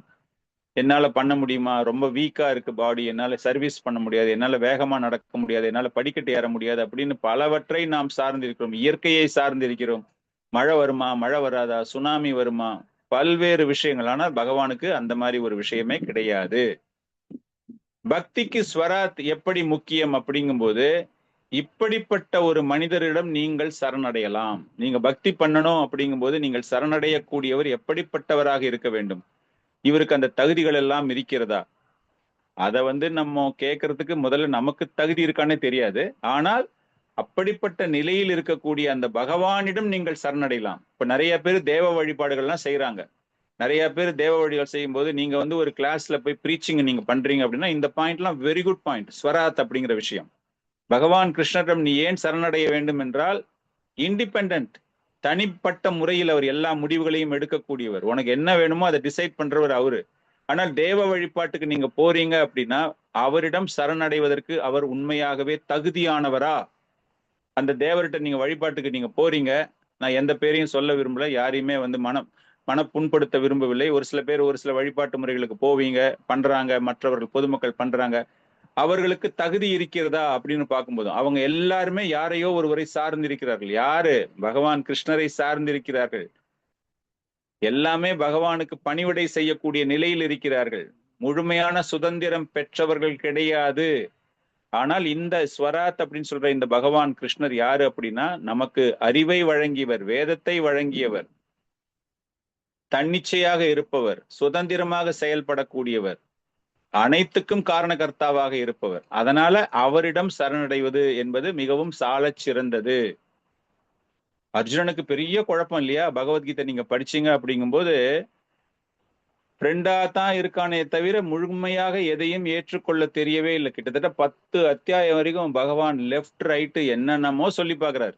அவன் புரிஞ்சுப்பானாடா, சண்டை போடுவானா, ரெடி ஆவானா அப்படின்னு. ஆனா கடைசியில 10வது அத்தியாயத்துல வரும்பொழுதுதான் பரம் பிரம்மா பரந்தாமா பவித்ரம் பரமம்பவன் புருஷம் சாஸ்வதம் திவ்யம் ஆதி தேவம் அஜம் விபும் அப்படிங்கிறார்.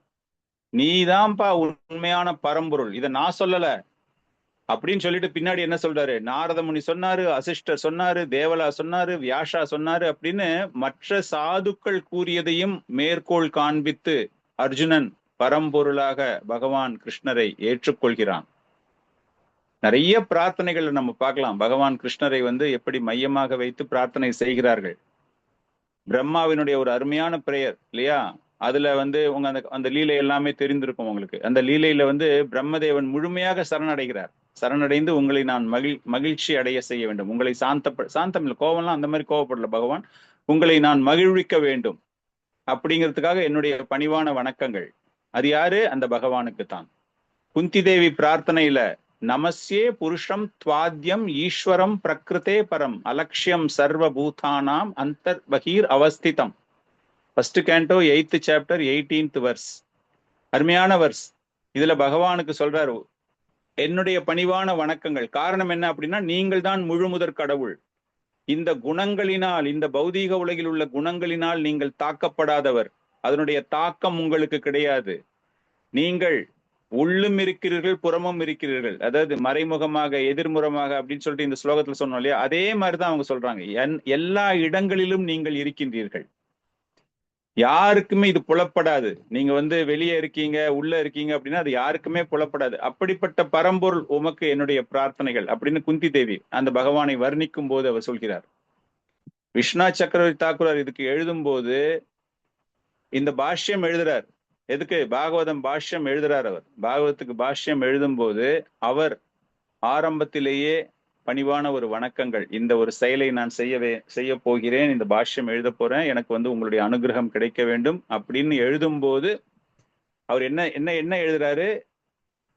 ஆனந்தமாகவும் பரம உணர்வாகவும் நித்யானந்த பிரபுவையும் அத்வைத்த சைத்தன்ய பிரபு, சைத்தன்ய மகாபிரபு அவங்கள மனசுல வச்சுக்கிட்டு பகவான் கிருஷ்ணர் அப்படிங்கிறதுக்கு பிரம்மசூத்திரத்தின் முழு வடிவமாகிய நீங்கள், வேதங்களை நான் பிரம்மதேவனுக்கு வழங்கினேன் அப்படின்னு படிக்கிறோம் இல்லையா, அவர் என்ன எழுதுறாரு? பிரம்மசூத்திரத்தின் முழுமையான வடிவமாகிய ஆனந்தத்தையும் பரம உணர்வையும், ஆனந்தம் நித்யானந்தர் அங்க ஆனந்தம், சைத்தன்ய மகாபிரபு பரம உணர்வு, பரம சத்தியம், அவர்களுக்கு என்னுடைய பணிவான வணக்கங்கள் அப்படின்னு தான் அவர் ஆரம்பிக்கிறார். அப்படிப்பட்ட பகவானே உனக்கு நான் சமர்ப்பணம் செய்கின்றேன். அவர் பகவானினுடைய நித்திய ரூபத்திற்கு, கிருஷ்ணா அப்படிங்கும் போது அந்த நித்திய ரூபம் நம்ம இன்னைக்கு நம்ம பார்க்கணும், பகவான் கிருஷ்ணரை அந்த ரூபத்துல பார்க்கணும் அப்படின்னா நமக்கு முடியுமா? முடியும். எப்படி முடியும்? பாகவத ரூபத்தில். அதனால்தான் விஷ்ணு சக்கரத்தை எழுதும் போது பாகவத ரூபத்துல இருக்கிற பகவான் கிருஷ்ணரே நித்தியமாகவும் சைத்தன்ய மகாபிரபுவாகவும் பரம ஆனந்தத்தை, பரம சத்தியத்தை தரக்கூடிய பகவானே உமக்கு என்னுடைய பணிவான வணக்கங்கள் அப்படிங்கிறார். சோ பாகவதம் நம்ம பகவான் கிருஷ்ணர் அப்படின்னா எந்த அளவுக்கு அது உயர்ந்த ஒரு விஷயம். அருமையான ஒரு ஸ்லோகம் இருக்கு இல்லையா, 3வது ஸ்கந்தத்துல தெரியுமா உங்களுக்கு? 3வது கேண்டோல 3rd சாப்டர்ல பகவான் தன்னுடைய லீலைகளை முடித்து கொண்டு திரும்புகையில் எந்த ரூபத்தில் இருக்கிறார்?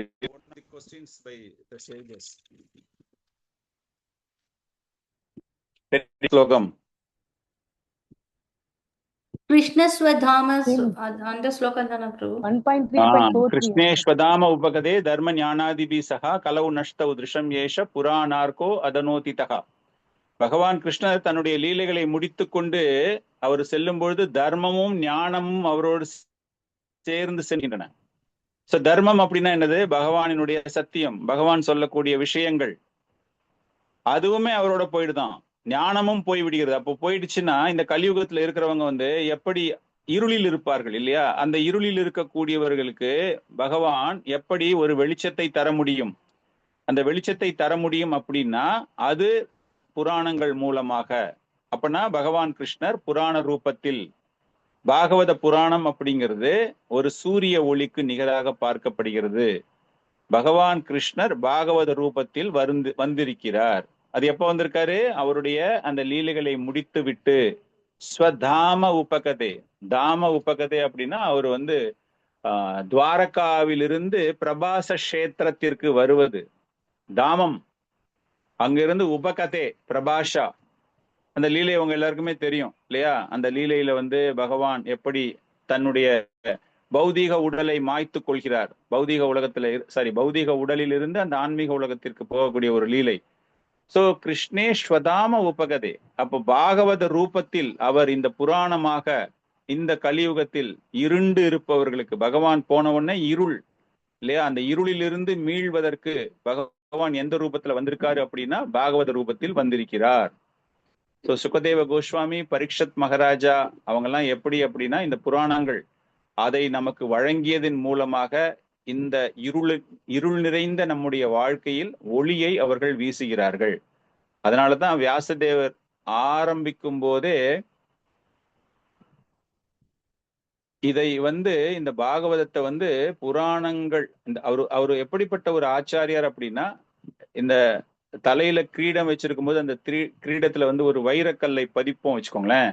அந்த மாதிரி வைரக்கல்லை வைக்கும் பொழுது அது போல பல்வேறு சாதுக்கள் அதுல மிகவும் உயர்ந்த நிலையில் இருப்பவர் கிருஷ்ண துவைபாயன வியாச ஆச்சாரியர்கள்லயே ரொம்ப ரொம்ப உயர்ந்த நிலையில் இருப்பவர்கள்.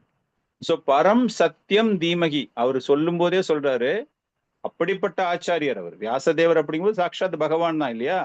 அவரு சொல்லும் பொழுது பரம் சத்தியம் தீமகி அப்படின்னா, பரம் அவர்தான் மிக உயர்ந்த நிலை, ஹையஸ்ட் பாயிண்ட், ஹையஸ்ட் பீக். இமயமலை தான் பீக் அப்படி சொல்றோம் இல்லையா பௌதிக உலகத்துல. அந்த மாதிரி பார்க்கும்போது என்ன குவாலிட்டிஸ் கொடுத்தாலும் அதற்கு ஒரு எல்லை உண்டு அப்படின்னு பார்த்தா பரம் அது யாருகிட்ட இருக்கு அப்படின்னா அந்த பகவானிடம் தான் இருக்கு. சத்தியம் அவரு செய்யற செயல்கள் எல்லாமே, அவருடைய பிரபஞ்சங்கள், அந்த காலம் நேரம் சூழ்நிலை எது நீங்க எடுத்தாலும் அவர் செய்யக்கூடிய அந்த செயல்கள் அதுதான் சத்தியம். அப்படிப்பட்ட அந்த பரம் சத்தியம் தீமகி அப்படிப்பட்டவருக்கு என்னுடைய பணிவான வணக்கங்கள் அப்படின்னு சொல்லிட்டு தான் அவர் இந்த ஒரு ஸ்லோகத்தை ஆரம்பிக்கிறார். சோ இதுதான் இந்த ஒரு ஸ்லோகத்துக்கான நம்ம பல்வேறு ஆச்சாரியர்கள் கொடுத்த விளக்கங்கள். அதை எல்லாமே பார்த்து இதற்கான ஒரு அர்த்தம். இதுக்கு பொருளுரை மாத்திரம் பாத்தீங்க அப்படின்னா பிரபுபாதர் ரொம்ப பெரிய பொருளுரை எழுதியிருக்காரு. நம்ம என்ன பண்ணலாம்னா ஒரு ஃபர்ஸ்ட் 3 பேராகிராஃப்ஸ், அதுக்கப்புறமா லாஸ்ட் 3 பேராகிராஃப்ஸ் நம்ம படிக்க போறோம். நீங்க படிக்காதவங்க தயவு செஞ்சு வீட்டுல தயவு செஞ்சு படிங்க. சோ முதல் 3 பேராகிராஃப் பொருளுரையில ஒவ்வொருத்தரா படிங்க. சாந்த சுந்தரி மாதாஜி நீங்க ஃபர்ஸ்ட் பேராகிராஃப் நீங்க படிங்க. அடுத்தது 2வது மங்கள மாதாஜி, மங்கள கௌரங்கி மாதாஜி செகண்ட் பேராகிராஃப், லீலா பிரியா மாதாஜி 3rd பேராகிராஃப். ரெடியா வச்சுக்கோங்க. ஃபர்ஸ்ட் 3 நீங்க படிக்க போறீங்க. பிரபு ஹரே கிருஷ்ணா. பிரபு பிரபு பிரபு நீங்க சொல்லும் போது இங்க டூப்ளிசிட்டி, அதாவது பகவான டூப்ளிசிட்டி பண்றவங்களால பகவானை புரிஞ்சுக்க முடியாது அப்படிங்கிற இது சொன்னீங்க. அப்போ நம்மளுடைய குணாதிசயங்கள்ல ஏமாற்றும் குணமுடையவர்கள் அந்த 4 இருக்கு. அப்ப அதை எப்படி பிரபு புரிஞ்சுக்கிறது?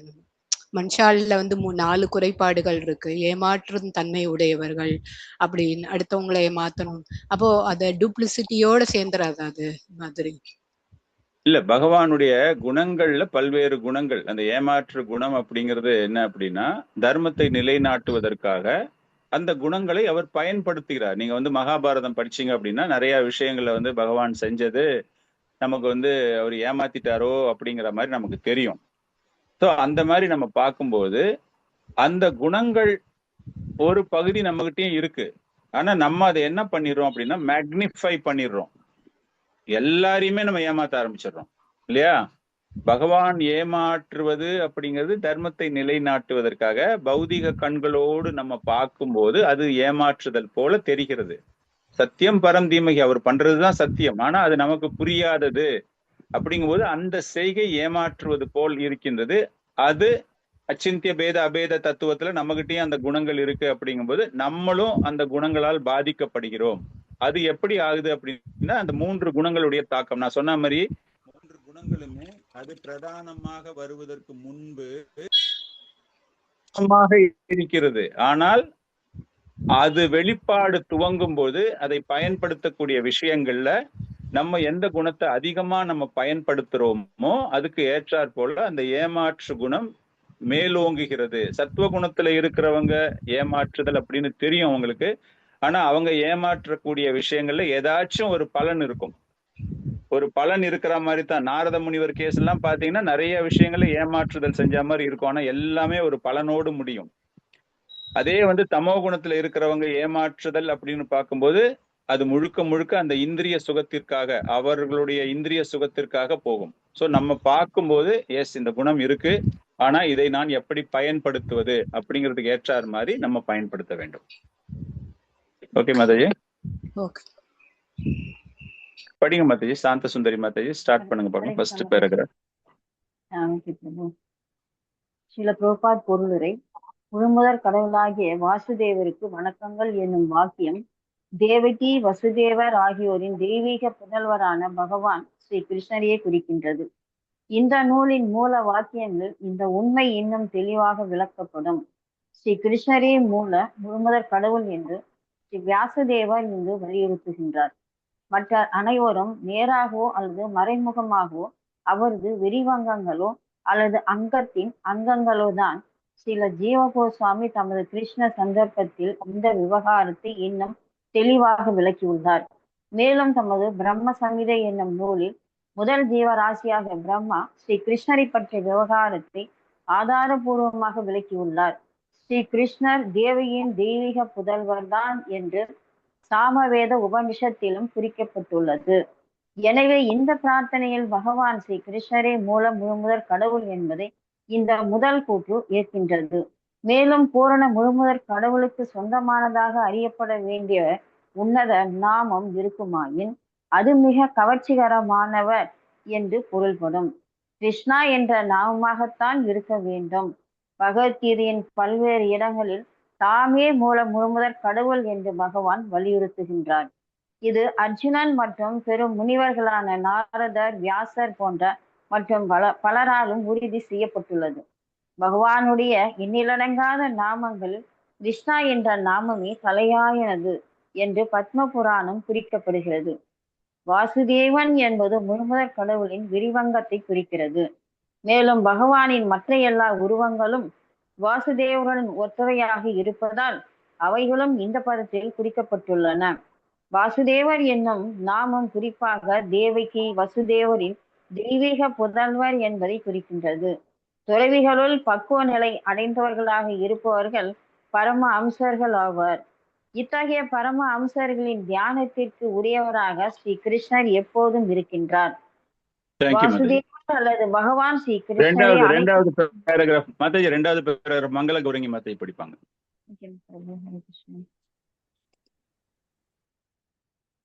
படிங்க மாதாஜி, மங்கள கௌரங்கி மாதாஜி. அன்மியூட் பண்ணிக்கோங்க.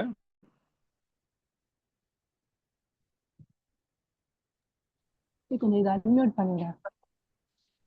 ஆயிடுச்சு பேசுங்க, கேக்குது. ஹரே கிருஷ்ணா பிரபு. வாசுதேவர் அல்லது பகவான் ஸ்ரீ கிருஷ்ணரே அனைத்திற்கும் மூல காரணமாவார். இருப்பவை அனைத்தும் பகவானிடமிருந்து தோன்றியவையே. இது எப்படி என்பது இக்காவியத்தின் பிற்பகுதி அத்தியாயங்களில் விவரிக்கப்பட்டுள்ளது. இக்காவியம் முழுமுதற் கடவுளான ஸ்ரீ கிருஷ்ணரின் உன்னத சரிதத்தை கொண்டுள்ளதால் ஒப்பற்ற புராணம் என்று மகாபிரபு ஸ்ரீ சைத்தன்யரால் வர்ணிக்கப்பட்டுள்ளது. ஸ்ரீமத் பாகவதத்தின் சரித்திரமும் பெரும் புகழுக்கும் உரியதாகும். உன்னத அறிவில் ஸ்ரீல வியாசதேவர் பக்குவ நிலை எய்திய பிறகு இது தொகுக்கப்பட்டதாகும். தமது ஆன்மீக குருவான ஸ்ரீ நாரதரின் உபதேசத்தின் கீழ் இதை அவர் எழுதினார். 4 பிரிவுகளை கொண்ட வேதங்கள், வேதாந்த சூத்திரங்கள் அல்லது பிரம்ம சூத்திரங்கள், புராணங்கள் மற்றும் மகாபாரதம் போன்றவைகளையெல்லாம் உள்ளடக்கியதான அனைத்து வேத இலக்கியங்களையும் வியாசதேவர் தொகுத்தார். இருப்பினும் அவருக்கு திருப்தி உண்டாகவில்லை. அவரது அதிருப்தியை கண்ட அவருடைய ஆன்மீக குருவாகிய நாரதர் பகவான் ஸ்ரீ கிருஷ்ணரின் உன்னத லீலைகளை வர்ணித்து எழுதுமாறு அவருக்கு ஆலோசனை கூறினார். இவ்வுன்னத லீலைகள் குறிப்பாக இக்காவியத்தின் 10வது காண்டத்தில் விவரிக்கப்பட்டுள்ளன. ஆனால் வெவ்வேறு பிரிவுகளின் அறிவை விருத்தி செய்து அதன் வாயிலாக படிப்படியாக முன்னேறி அதன் பிறகே கருப்பொருளை ஒருவன் அணுக வேண்டும். நெக்ஸ்ட் தேர்ட் படி. படி. தத்துவ நோக்குடைய ஒரு மனம் படைப்பின் மூலத்தை பற்றி அறிய விரும்புவது இயற்கையே. இரவு வானத்தில் அவன் நட்சத்திரங்களை கண்டு இயற்கையாகவே அவற்றில் வசிப்பவர்களை பற்றிய கற்பனையில் மூழ்கி விடுகிறான். மனிதன் விலங்குகளை விட உயர்ந்ததும் விருத்தியடைவதுமான உணர்வை பெற்றிருப்பதால் இத்தகைய ஆராய்ச்சிகள் அவனிடம் காணப்படுவது இயற்கைதான். ஸ்ரீமத் பாகவத்தின் ஆசிரியர் இத்தகைய ஆராய்ச்சிகளுக்கு ஏற்ற நேரடியான விடைகளை வழங்குகிறார். பகவான் ஸ்ரீ கிருஷ்ணரே எல்லா படைப்புக்கும் மூலம் என்று அவர் கூறுகிறார். அவர் பிரபஞ்சங்களை படைப்பவர் மட்டுமல்லாமல் அழிப்பவரும் ஆவார். பிரபஞ்ச இயற்கை ஒரு குறிப்பிட்ட காலத்தில் இறைவனின் ஆணையால் வெளிப்படுத்தப்படுகின்றது. சில காலத்திற்கு அது பாதுகாக்கப்பட்டு பிறகு அவரது விருப்பம் போல் அது அழிக்கப்படுகிறது. எனவே பரமனின் விருப்பமே எல்லா பிரபஞ்ச இயற்கைகளுக்கும் பின்னணியாக உள்ளது. சிருஷ்டிக்கும் கர்த்தாவாக ஒருவர் உள்ளார் என்பதில் நம்பிக்கை கொள்ளாதவர்களான பல்வேறு பிரிவுகளை சேர்ந்த நாத்திகர்கள் இருக்கவே செய்கின்றனர். ஆனால் அறிவு பற்றாக்குறையே அதற்கு காரணமாகும். உதாரணமாக, செயற்கையான வான்கோள்களை நவீன விஞ்ஞானிகள் உருவாக்கியுள்ளதுடன் ஏதோ ஒரு ஏற்பாடுகளினால் இக்கோள்கள் வானவெளிக்குள் செல்லப்பட்டு தொலைவில் உள்ள விஞ்ஞானியின் கட்டுப்பாட்டின் கீழ் சில காலத்திற்கு அவை பறக்கின்றன. அதே போலவே எண்ணற்ற நட்சத்திரங்களையும் கிரகங்களையும் கொண்டவைகளான பிரபஞ்சங்கள் அனைத்து முழுந்தற் கடவுளின் அறிவாற்றலால் ஆளப்படுகின்றன. ஹரே கிருஷ்ணா. நெக்ஸ்ட்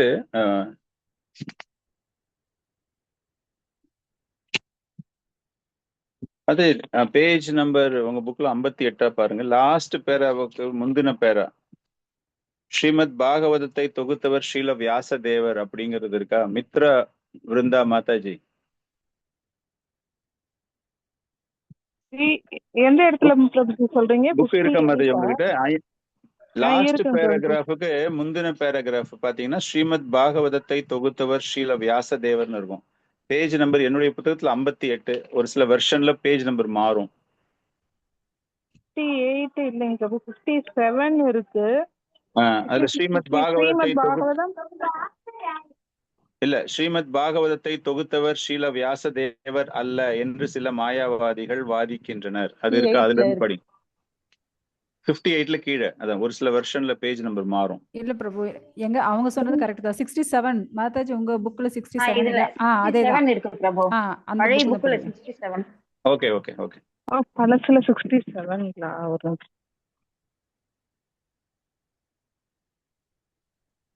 67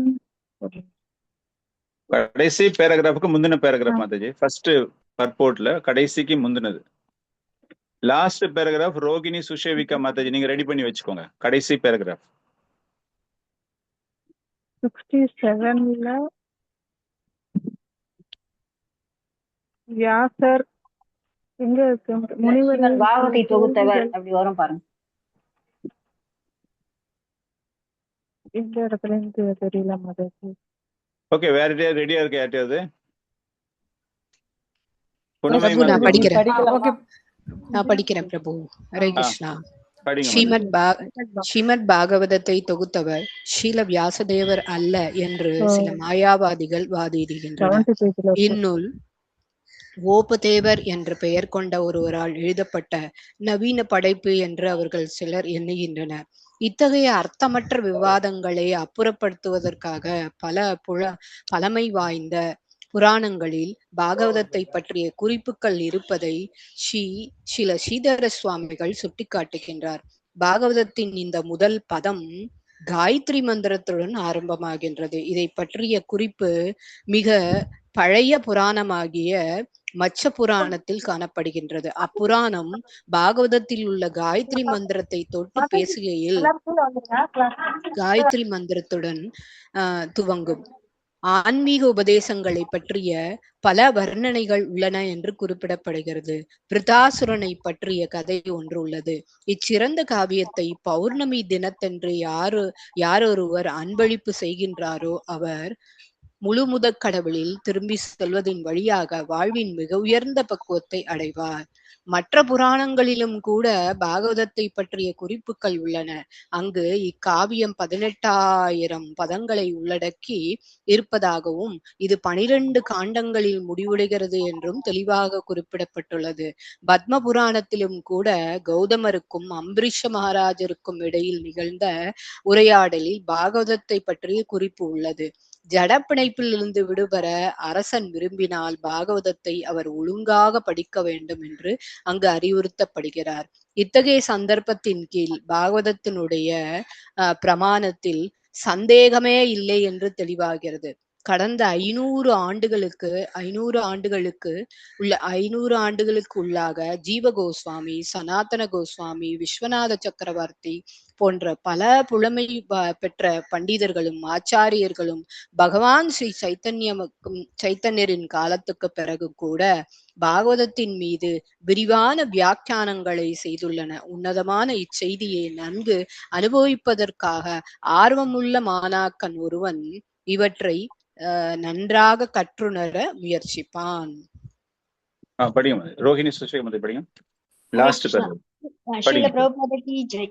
ஸ்ரீல விஸ்வநாத சக்கரவர்த்தி தாகூரார் ஆதியானதும் தூயதுமாகிய பாலுறவு எவ்வித ஜடக்கலக்கமும் இல்லாதது என்று விளக்கம் கொடுத்துள்ளார்.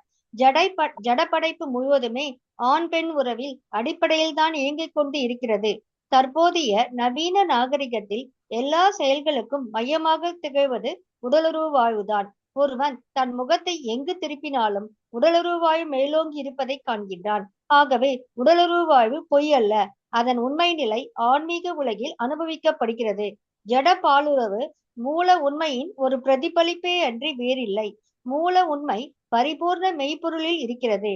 ஆனால் இதனால் பரிபூர்ணமாகிய மெய்ப்பொருள் அருவமானதாக இருக்க முடியாது.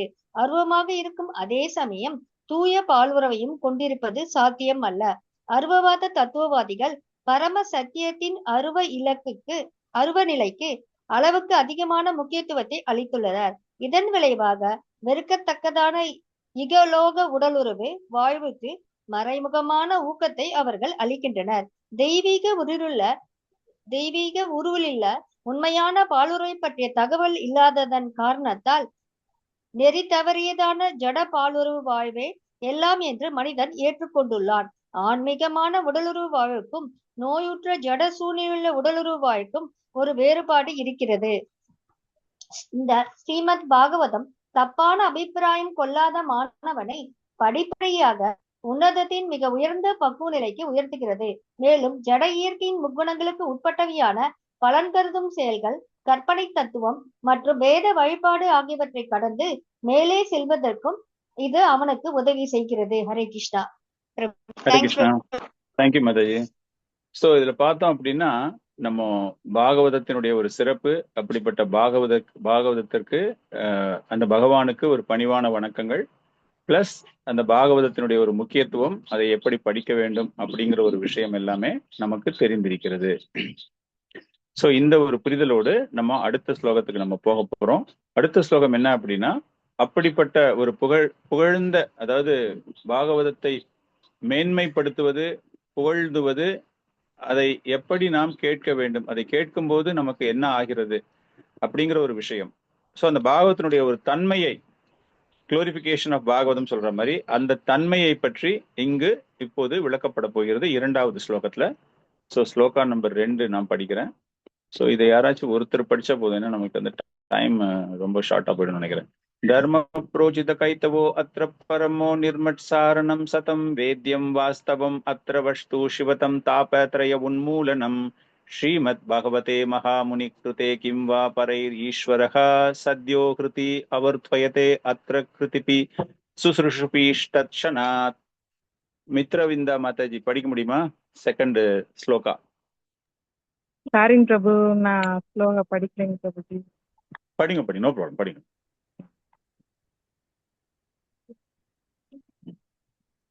அது ப்ரொனன்சியேஷன் சரியா வராதுங்க பிரபுஜி. அதுக்குதான் மாதாஜி படிக்க சொல்றது எல்லாரையுமே. ஏன்னா உங்களுக்கு கொஞ்சம் கொஞ்சமா பிராக்டிஸ் ஆகும். வெக்கமே படாதீங்க, பகவானுக்காக நீங்க பாடுறீங்க, தைரியமா பாடுங்க. நீங்க ஃபர்ஸ்ட் ஸ்லோகம் கேட்டிருந்தா கூட நான் ரெடியா இருந்திருப்பேங்க பிரபுஜி. சாரிங்க பிரபுஜி. No problem. நெக்ஸ்ட் படிக்கிறேன் பிரபு. குணமை மாதாஜி நீங்க படிங்க மாதாஜி. ஹரே கிருஷ்ண பிரபு. தர்ம புரோஜித கைதபோ அத்திர பிரமோ நிர்மத்சராணாம் சதாம் தேவ்யாம் வாஸ்தவம் அத்திர வஸ்து சிவதம் தாப த்ரயோன்மூலனம் ஸ்ரீமத் பாகவதே மகாமுனி கிருதே கிம் வா பரேர் ஈஸ்வரஹம் சத்யோ ஹ்ருதி அவருத்யதே அத்ர கிருதிபி சுஷ்ருஷுபிஸ்தத் க்ஷணாத். சாரி பிரபு. ஹரே கிருஷ்ணா. ஹரே கிருஷ்ணா. ஸோ இந்த 2-3 வருஷம்லாம் ரொம்ப லெங்க்தியா இருக்கும். ஸோ தயவு செஞ்சு படிச்சு ப்ராக்டிஸ் பண்ணிக்கோங்க. நம்ம கிளாஸ் வர்றதுக்கு முன்னாடி எல்லா ஸ்லோகத்தையும் ஒரு படிச்சு பாருங்க. யாராவது படிக்க சொல்லும்போது நீங்க படிங்க. இதெல்லாம் ஒரு ப்ராக்டிஸ் இந்த செஷன்ல. ஏன்னா நீங்க ஸ்லோகா ப்ரொனவுன்சியேஷன் நல்லா உங்களுக்கு வரல அப்படின்னா மார்க் குறையும். ஸோ ப்ராக்டிஸ் பண்ணிக்கோங்க எல்லாருமே. தர்ம புரோச்சிதோ கைத்தவோ அத்திர பரமோ நிர்மட் சாரணம் சதம் வேத்யம் வாஸ்தவம் அத்திர வஸ்து சிவதம் தாபத்ரய உன்மூலனம் ஸ்ரீமத் பகவதே மகாமுனி கிருதே கிம் வா பரைர் ஈஸ்வரக சத்யோ ஹிருதி அவர்துயதே அத்திர கிருதிபி சுஷ்ருஷ்பிஷி தத் ஷனாத். ஸோ இது ஓகே. இதனுடைய தமிழாக்கம் படிங்க மாதாஜி. மித்ரவிந்தா மாதாஜி. ஓகேங்க பிரபுஜி. மொழிபெயர்ப்பு.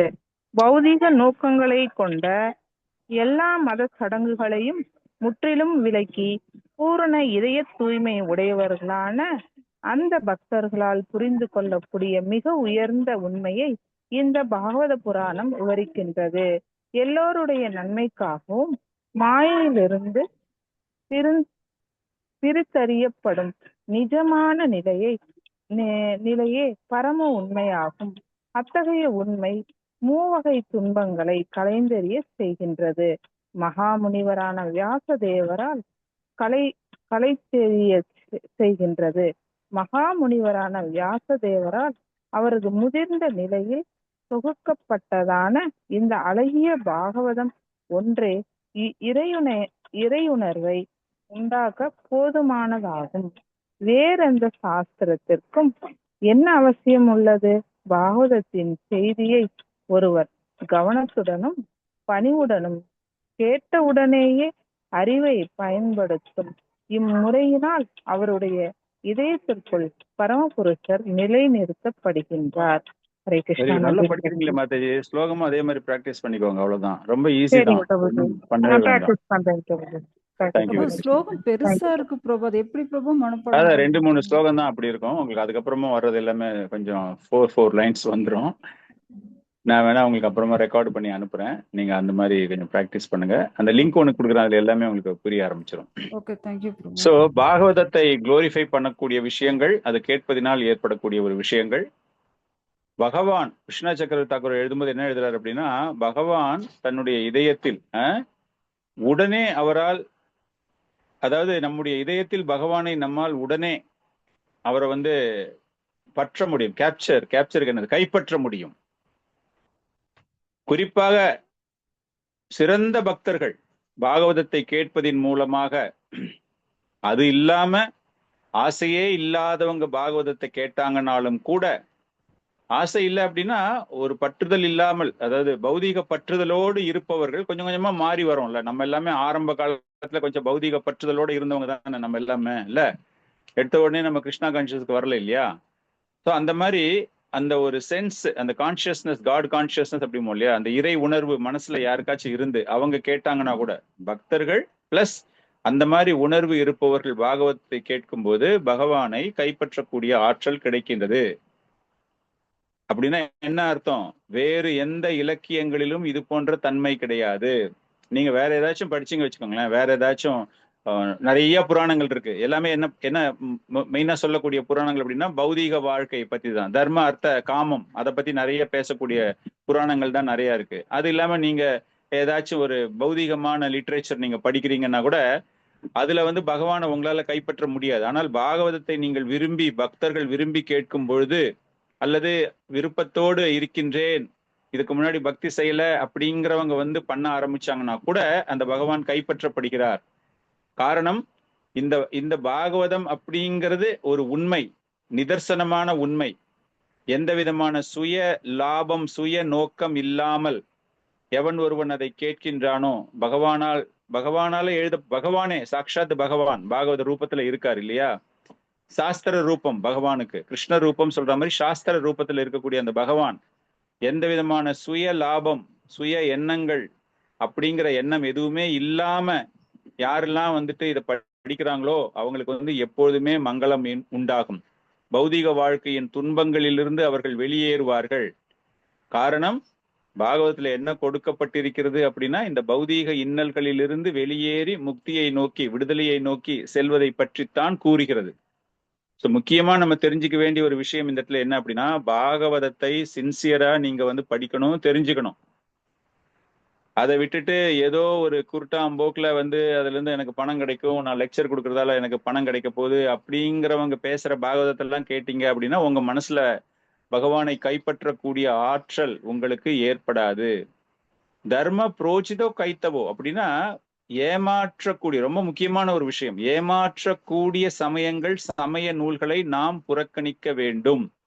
கைத்தவ தர்மா அப்படின்னா ஒரு சில சமய கோட்பாடுகள் பார்க்கறதுக்கு ஆங்கிலத்தில் சொல்லும்போது ஷோ ஆஃப் சொல்றோம் இல்லையா, ரொம்ப காட்டிக்கிறான்டா, ரொம்ப அல்ட்ரான் அப்படின்னு சொல்லுவாங்கல்ல, அந்த மாதிரி ஒரு சில புராணங்கள் கிடையாது, ஒரு சில சமய நூல்கள் நமக்கு அந்த மாதிரி இன்னும் நீ பணக்காரன் ஆகணும், இன்னும் நீ அழகா ஆகணும், இன்னும் உனக்கு கல்வி அறிவு கிடைக்கணும், அதுக்காக அந்த மாதிரி தர்மங்கள் எல்லாமே பௌதீக ரீதியாக உங்களை ஊக்குவிப்பதற்காக இருக்கின்றனவே தவிர இல்ல நீங்க பணம் சம்பாதிக்கணும், உங்களுக்கு புகழ் உண்டாக வேண்டும், உங்களுக்கு சமுதாயத்துல மரியாதை உண்டாக வேண்டும், ரொம்ப படிச்சவர் இவரு, எக்கச்சக்கமா படிச்சிருக்காரு அப்படின்னு சொசைட்டில ஒரு ரெஸ்பெக்ட் வரணும் அப்படிங்கிறதுக்காக படிக்கிறவங்க, அந்த மாதிரி ஸ்டேட்டஸ் பார்த்து படிக்கிறாங்க அப்படிங்கிறது, அவங்க அந்த மாதிரி ஒரு பக்தி செய்யறாங்க, அந்த மாதிரி ஒரு நூல்களை படிக்கிறாங்க அப்படின்னா பலனோடு எனக்கு அடுத்த பிறவியும் நல்லா வரணும், ஸ்வர்க்கத்துக்கு போகணும்,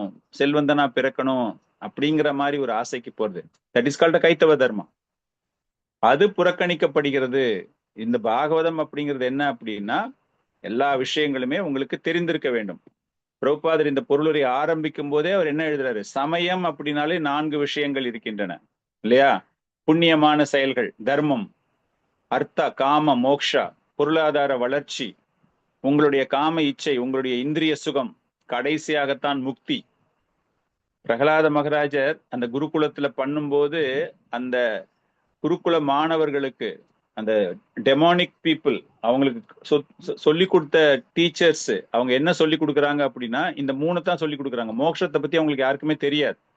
எப்படி நம்ம ரொம்ப நல்லா இருக்கணும், இது எப்படிப்பட்ட சமயமாக பார்க்கப்படுகிறது என்றால் இது அச்சமயமற்ற இர்ரிலீஜியஸ் லைஃப் அப்படி சொல்லுவோம் இல்லையா, சமயமற்ற வாழ்க்கை. சமயமற்ற அந்த சமயமற்ற வாழ்க்கை அப்படிங்கிறது எப்படி இருக்கும், ஒரு அரக்கத்தனமாக, ஒரு நியமங்கள் கடைபிடிக்க முடியாமல் அசுரத்தனமாக. ஒரு உண்மையான மனித வாழ்க்கை எப்பொழுது துவங்குகிறது என்றால் சமயத்தை நீங்கள் பின்பற்றும் பொழுதுதான் உங்களுடைய வாழ்க்கை துவங்குகிறது. நான் பிறந்தாச்சு, எனக்கு 40 வயசு ஆயிடுச்சு, 45 வயசு ஆயிடுச்சு, நான் எல்லாத்தையும் அனுபவிச்சிட்டேன், என்கிட்ட நல்ல படிப்பு இருக்கு, நிறைய செல்வம் இருக்கு அப்படிங்கிறதுலாம் உங்க வாழ்க்கையே கிடையாது. உங்க வாழ்க்கை எப்பொழுது துவங்குகிறது என்றால் சமயம் இல்லையா. நம்ம நினைச்சுட்டு இருக்கோம் நல்லா சாப்பிடுறது, நல்லா தூங்குறது, நல்லா படுத்துக்கிறது, நல்லா உடலுறவு கொள்வதுதான் நம்மளுடைய வாழ்க்கை அப்படின்னு நினைச்சுக்கிட்டு இருக்கோம். இது ஒரு விலங்குகள் கூட செய்கின்றன. அதனால நமக்கும் விலங்குகளுக்கும் ஏதாச்சும் ஒரு வித்தியாசம் இருக்கணும்னு பார்த்தா இந்த சமயத்தின் மூலமாகத்தான் நாம் நம்மை வேறுபடுத்தி காட்ட முடியும். பிரபுபாதர் தான் எழுதுறாரு, சமுதாயம் தன்னுணர்வு பெறுவதற்காக அதற்கு ஏற்ற சமயத்தை பற்றி தெரிந்து கொண்டு நித்தியமான பகவானான அவரோடு ஒரு உறவை ஏற்படுத்தி கொள்ள வேண்டும். அதற்குத்தான் பாகவதம். பாகவதம் அப்படிங்கும்போது கைத்தவ தர்மம் அப்படின்னா அது போன்ற தர்மங்களை நாம் புறக்கணிக்க வேண்டும். கர்ம காண்டம் சொல்றோம் இல்லையா, கர்ம மீமாஷா அப்படிங்கும்போது நம்ம இந்த பௌதிகத்துல நம்ம நிறைய முன்னுக்கு வரணும் அப்படிங்கிறது. ஞான காண்டத்திலையும் ஒரு சிலதெல்லாம் சொல்லப்படுகின்றன. ஆனால் பாகவதம் அப்படிங்கிறது என்னன்னா உண்மையான தர்மம், பக்தி தர்மத்தை நிலைநாட்டுகிறது. அன்னைக்கு யாரோ ஒரு கேள்வி ஒண்ணு கேட்டாங்க ஒரு கிளாஸ் எடுக்கும்போது, பரீட்சித் மகாராஜா சத்திரியன் தானே, அவர் சத்திரிய தர்மத்தை தானே பண்ணினாரு, அவருக்கு ஏன் பகவான் அந்த மாதிரி அந்த ஸ்ருங்கி முனி மூலமாக அவனுக்கு ஒரு சாபம் வழங்கப்பட்டது. அவருடைய தர்மம் வேட்டையாடுவது. அப்போ அவர் அந்த சத்திரிய தர்மத்துல தான் அவர் கடைபிடித்தார் அப்படிங்கிற மாதிரிலாம் கேட்டாங்க கேள்வி. ஆக்சுவலா நம்ம எந்த ஒரு வர்ணத்துல பிறந்திருந்தாலும் நாம் அடைய வேண்டிய தர்மம் என்னவென்றால் தூய்மையான தர்மம், பக்தி தர்மம். அது நமக்கு தருவது என்னது அப்படின்னா பாகவதம்.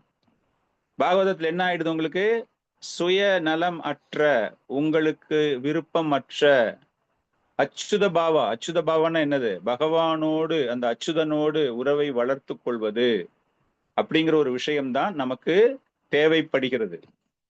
இப்போ அரசியல்லாம் நம்ம பார்த்தோம், நிறைய எலெக்ஷன்லாம் பார்த்தோம். எல்லாமே ஒரு சுய லாபத்துக்காக, மக்களுக்கு நான் நல்லது செய்யறேன்னு சொல்லி பேசுவாங்களே தவிர எல்லாமே ஒரு சுய லாபத்திற்காக.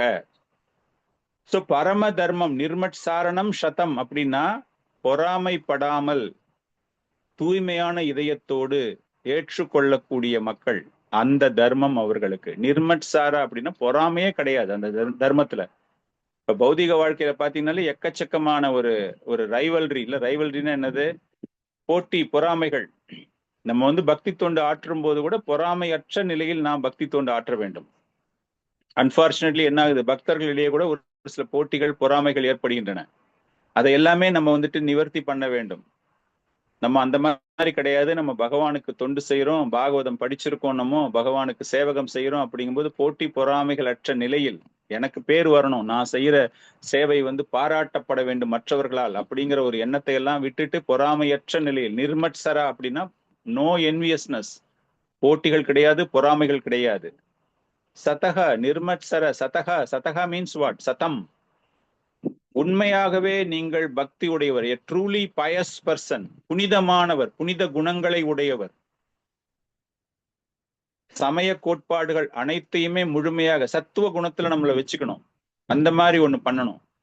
இதுல நம்ம என்ன புரிஞ்சுக்கிறோம் அப்படின்னா, உண்மையான பக்தி என்பது போட்டி கிடையாது. யாரு நல்லா சாண்டிங் பண்ணுவா, யாரு நல்லா சமைப்பா, யாரு நல்லா கிளாஸ் எடுப்பா, யாரு நல்லா பாட்டு பாடுவா, அதெல்லாம் போட்டியே கிடையாது. சமயத்துல ரிலிஜன் வந்துடுச்சுன்னா எல்லாருமே பகவானுக்கு எனக்கு தெரிஞ்ச சேவகத்தை நான் பண்ணணும், மனப்பூர்வமாக அவருடைய சந்தோஷத்துக்காக நான் பண்ணணும். அதுதான் பக்தி.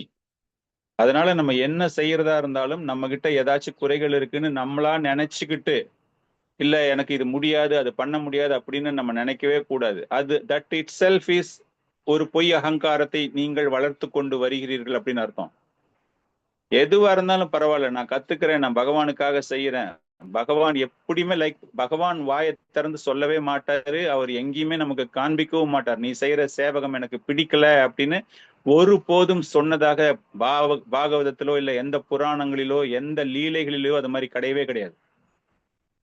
எனி ஸ்மால் சர்வீஸ், எந்த சின்ன விஷயமான எந்த சர்வீஸ் நம்ம பண்ணாலும் அது ஏற்றுக்கொள்ளப்படுகிறது. அதனால பணிவாக பொறாமையற்ற நிலையில் பக்தி தொண்டோடு சேவகம் செய்ய வேண்டும் அப்படிங்கிற ஒரு உணர்வோடு அதை நம்ம செய்யணும். இப்ப இந்த படிக்கிறோம், இந்த பக்தி வைபவம் நம்ம படிக்கிறோம், இந்த ஒரு சப்ஜெக்ட் நம்ம படிக்கிறோம் அப்படின்னா அதை நம்ம எப்படி புரிந்து கொள்வது? பக்தி வைபவ்ல நான் ஹையஸ்ட் மார்க் எடுத்திருக்கேன் பிரபு, 55 ஸ்லோகமும் நான் மனப்பாடமா சொல்லுவேன் பிரபு அப்படிங்கிறதெல்லாம் விஷயமே கிடையாது. உன்னுடைய இதயம் நிர்மட்சரா, எப்படி நிர்மட்சராவாக மாறியது இந்த பக்தி வைபவ் படிக்கிறதால நிர்மட்சராவாக நீங்க எப்படி மாறினீங்க? போட்டி இல்லாமல், பொறாமை இல்லாமல் பக்தி தொண்டு ஆற்ற வேண்டும் அப்படிங்கிற எண்ணம் உங்களுக்கு எப்படி வளர்ந்தது? உண்மையான ஒரு ஒரு ஒரு நிதர்சனமான ஒரு உண்மை, வேத்தியம் வாஸ்தவம் வஸ்து அப்படின்னா உண்மையான விஷயம், அந்த நிஜம், மாயையற்ற, சும்மா ஒரு அறகுற நாலேஜ் எல்லாம் கிடையாது. ஆஃப் தான் நான் தெரிஞ்சுக்கிட்டேன் பக்தி வைபவ், நான் பாதி பொறாமையிலையும் இருப்பேன், பாதி பக்தி தொண்டு நான் செய்வேன் அப்படின்னா அது நீங்கள் உண்மையாக கற்றுக்கொண்ட அறிவு கிடையாது. வாஸ்தவம் வஸ்து அப்படின்னா ஆக்சுவல் ரியாலிட்டி, யூ லேர்ன்ட். நீங்க பண்ற சேவகம் கம்மியா இருக்கலாம், ஆனா செய்யற சேவகம் முழுமையாக இருக்க வேண்டும். என்னால இவ்வளவுதான் முடியும், நோ ப்ராப்ளம். அந்த செஞ்ச சேவகம் எப்படி இருக்கணும் என்றால் பர்ஃபெக்டா இருக்கணும். எந்த போட்டி, எந்த பொறாமை, அவங்க முன்னாடி நான் நல்லா பண்ணணும், இவங்க இப்படி பண்ணணும், அவங்க அப்படி பண்ணாங்க நேத்து, அதை விட நான் பெஸ்டா பண்ணணும், அந்த மாதிரி எண்ணங்கள்லாம் எதுவுமே இல்லாம பகவானுக்காக. வஸ்து அப்படின்னா என்னது? இந்த இடத்துல வஸ்துன்னா பகவான், வாஸ்தவம் வஸ்து, அந்த பகவானுக்கு செய்யக்கூடிய அந்த அந்த சேவகம். காரணம் என்ன அப்படின்னா, இது போன்ற ஒரு அறிவு, பாகவதத்தை பர வித்யா அப்படின்னு சொல்லுவாங்க ஆச்சாரியர்கள். அப்படின்னா மிக உயர்ந்த ஞானத்தை தரக்கூடிய விஷயம். மிக உயர்ந்த ஞானம் அப்படின்னா என்னது? What is the highest knowledge? சொல்லுங்க பார்க்கலாம். வாட் இஸ் தெரிஞ்சுக்கிறது, பகவானை பத்தி தெரிஞ்சுக்கிறது. பகவானை பற்றி தெரிந்து கொள்வதுதான் பரவித்யா இல்லையா? பகவானை பத்தி தெரிஞ்சுக்கிறது அப்படின்னா, பகவான்ல யாரு, அதாவது கிருஷ்ணா அப்படிங்கிறது தான் பகவான். அவரை நீங்க தெரிஞ்சுக்கிறது பல்வேறு ரசங்கள்ல நீங்க அதுக்கப்புறமா நீங்க அவரை அணுகிறீர்கள், அது வேற. ஆனா மிக உயர்ந்த நிலையில் பரம்பொருளாக இருப்பவர் பரவித்யா அப்படின்னா பாகவதத்தை பரவித்யா என்று கூறுவார்கள். காரணம் என்ன? பகவானே சொல்றார் இல்லையா, சர்வஸ்த 15.15 சொல்லல, சர்வஸ்ய சாகம் கிருதி சன்னிவிஷ்டோ மத்தக ஸ்மிருதி ஞானம் அப்போகனம் ச. வேதங்கள் அப்படின்னாலே, பகவானால் தொகுக்கப்பட்ட வேதங்கள் அப்படிங்கிறதே அந்த பாகவதத்தின் மூலமாக பகவானை தெரிந்து கொள்கிறீர்களா, வேதங்களின் மூலமாக பகவானை தெரிந்து கொள்கிறீர்களா? இது எல்லாமே அந்த பகவானை தெரிந்து கொள்வதற்காக. சிவதம், சிவதம் அப்படின்னா என்ன, இந்த இடத்துல என்ன அர்த்தம்? சிவதம் தாப திரய உன்மூலனம். சிவதம் திராப மீன்ஸ் 3 முக்குணங்கள் இல்லையா, நாட் முனங்கள், 3 துயரங்கள், மிசரிஸ், 3-fold மிசரிஸ் அப்படிம்பாங்க இல்லையா. அந்த சிவதம், இந்த சிவதம் அப்படின்னா இந்த மங்களகரமான விஷயத்தின் மூலமாக மற்றவர்களுடைய சுகத்திற்காக, மற்றவர்களுக்கு பலனளிக்கக்கூடிய அந்த மாதிரி ஒரு அர்த்தம் இந்த இடத்துல. அது என்ன பண்ணுது அப்படின்னா, தாப திரய உன்மூலனம், அந்த 3 துயரங்களையும். தாபத்ரயா அப்படின்னா என்னது? வாட் இஸ் தாபத்ரயா? அத 3 வகையான துன்பங்கள் சொன்னீங்க. ஆதி ஆத்மிக, ஆதி பௌதிக, ஆதி தெய்வீகம். Very good. அத்தியாத்மிகா, ஆதி பௌத்திகா, ஆதி தெய்வீகா இஸ் தாபத்ரயா இல்லையா? அந்த 3 குணங்கள், 3 துயரங்கள், மற்றவங்களால வர்றது, உடம்பால வர்றது, இயற்கையால வர்றது, தேவர்களால், அந்த மாதிரி சொல்றோம் இல்லையா. அந்த மாதிரி அந்த 3 குணங்களையுமே இந்த சிவதம், இந்த ஆஸ்பிஷியஸ்னஸ், இந்த பாகவதத்தின் மூலமாக. So we are glorifying Bhagavatam now. Krishna சக்கரவர்த்தி தாக்கூரார் எழுதும்போது என்ன சொல்றாரு? இது அந்த பாகவதத்தை பெருமைப்படுத்தக்கூடியது. கர்ம காண்டம், ஞான காண்டம் அப்படின்லாம் பார்க்கும்போது எல்லாமே தற்காலிகமானது, டெம்பரரி. அந்த நேரத்துல உங்களுக்கு ஒரு சுகத்தை கொடுக்கலாம், கொஞ்ச நேரம் பொறுத்து அந்த சுகமே உங்களுக்கு அழுத்து போயிடும், எனக்கு இன்னும் நிறைய சுகம் வேணும் அப்படின்னு மேல மேல மேல நம்ம போக ஆரம்பிப்போம். ஆனால் பக்தி தர்மம் அப்படிங்கிறது அப்படி கிடையாது. இந்த பாகவதத்துல கொடுக்கக்கூடிய பக்தி தர்மத்தை நீங்க பின்பற்ற துவங்கினால் தாபத்ரயா, இந்த 3 துயரங்களும் உங்களை விட்டு அகலும். அப்படியே உங்களுக்கு ஒரு துயரம் ஏற்பட்டாலும் கூட, என்ன அத்தியாத்மிகா, திடீர்னு ஒரு சுனாமி வருது, திடீர்னு ஒரு மழை வருது, கேஸ் சிலிண்டர் ப்ராப்ளத்தால நம்ம யாராச்சும் அஃபெக்ட் ஆயிருக்கோமோ, பகவான் கிருஷ்ணருக்கு செய்ய வேண்டிய சேவகம் செஞ்சுக்கிட்டு தான் இருக்கோம். சாந்த சுந்தரி மாதாஜி பிரசாதம் பண்ணிக்கிட்டு தான் இருக்காங்க கோயில்ல. இல்ல கேஸ் ப்ராப்ளம் அப்படிங்கிறது நமக்கு ஒண்ணுமே கிடையாது. பகவான் எல்லாத்தையுமே பார்த்துப்பாரு எப்படி பண்ணணும் அப்படின்னு. அந்த துயரங்கள்லாம் நம்மளுக்கு பெருசா தெரியாது. அதே ஒரு பௌதீக வாழ்க்கையில இருக்கிறவங்க போய் பாருங்க, 3000 ரூபாய் கொடுக்குறேன் பிரபு, 4000 ரூபாய் கொடுக்குறேன் பிரபு, எனக்கு ஒரு கேஸ் சிலிண்டர் வாங்கி தர முடியுமா? அவங்களுக்கு வாழ்க்கை எல்லாம் எப்படி, அந்த நான் சுவையை எப்படியாச்சும் நான் மெயின்டைன் பண்ணிக்கிட்டே இருக்கணும். டெய்லி வீட்டுல அந்த சமைச்ச சாப்பாடு அதே லெவல்ல நான் சாப்பிடணும். They don't want to compromise, they don't want to change. So இந்த பக்தி தர்மத்துல யாராச்சும் ஒருத்தர் வர ஆரம்பிச்சாங்க அப்படிங்கும்போது கம்ப்ளீட்டா 3 துயரங்கள், இந்த 3 துயரங்கள் வருவதற்கு காரணம் என்ன? அவித்யா, அகங்காரம், மமதா. உங்களுக்கு அறியாமை இருக்கிறது இல்லையா, உங்களுக்கு ஒரு பொய் அகங்காரம், ஃபால்ஸ் ஈகோன்னு சொல்லுவோமா. ஒண்ணு அறியாமை, பொய் அகங்காரம், எனக்குத்தான் எல்லாம் வேணும் அப்படிங்கிற அந்த ஒரு சுயநலம். இதனால தான் இந்த 3 வகையான துயரங்கள் ஏற்படுகின்றன. ஆனா இந்த பக்தி தர்மத்தை நம்ம எதெல்லாம் பண்ண ஆரம்பிக்கின்றோமோ அது எல்லாமே நமக்கு நிச்சயமாக ஒரு நலனை தருகிறது. பாகவதம் கொடுக்கப்பட்டது பகவானால.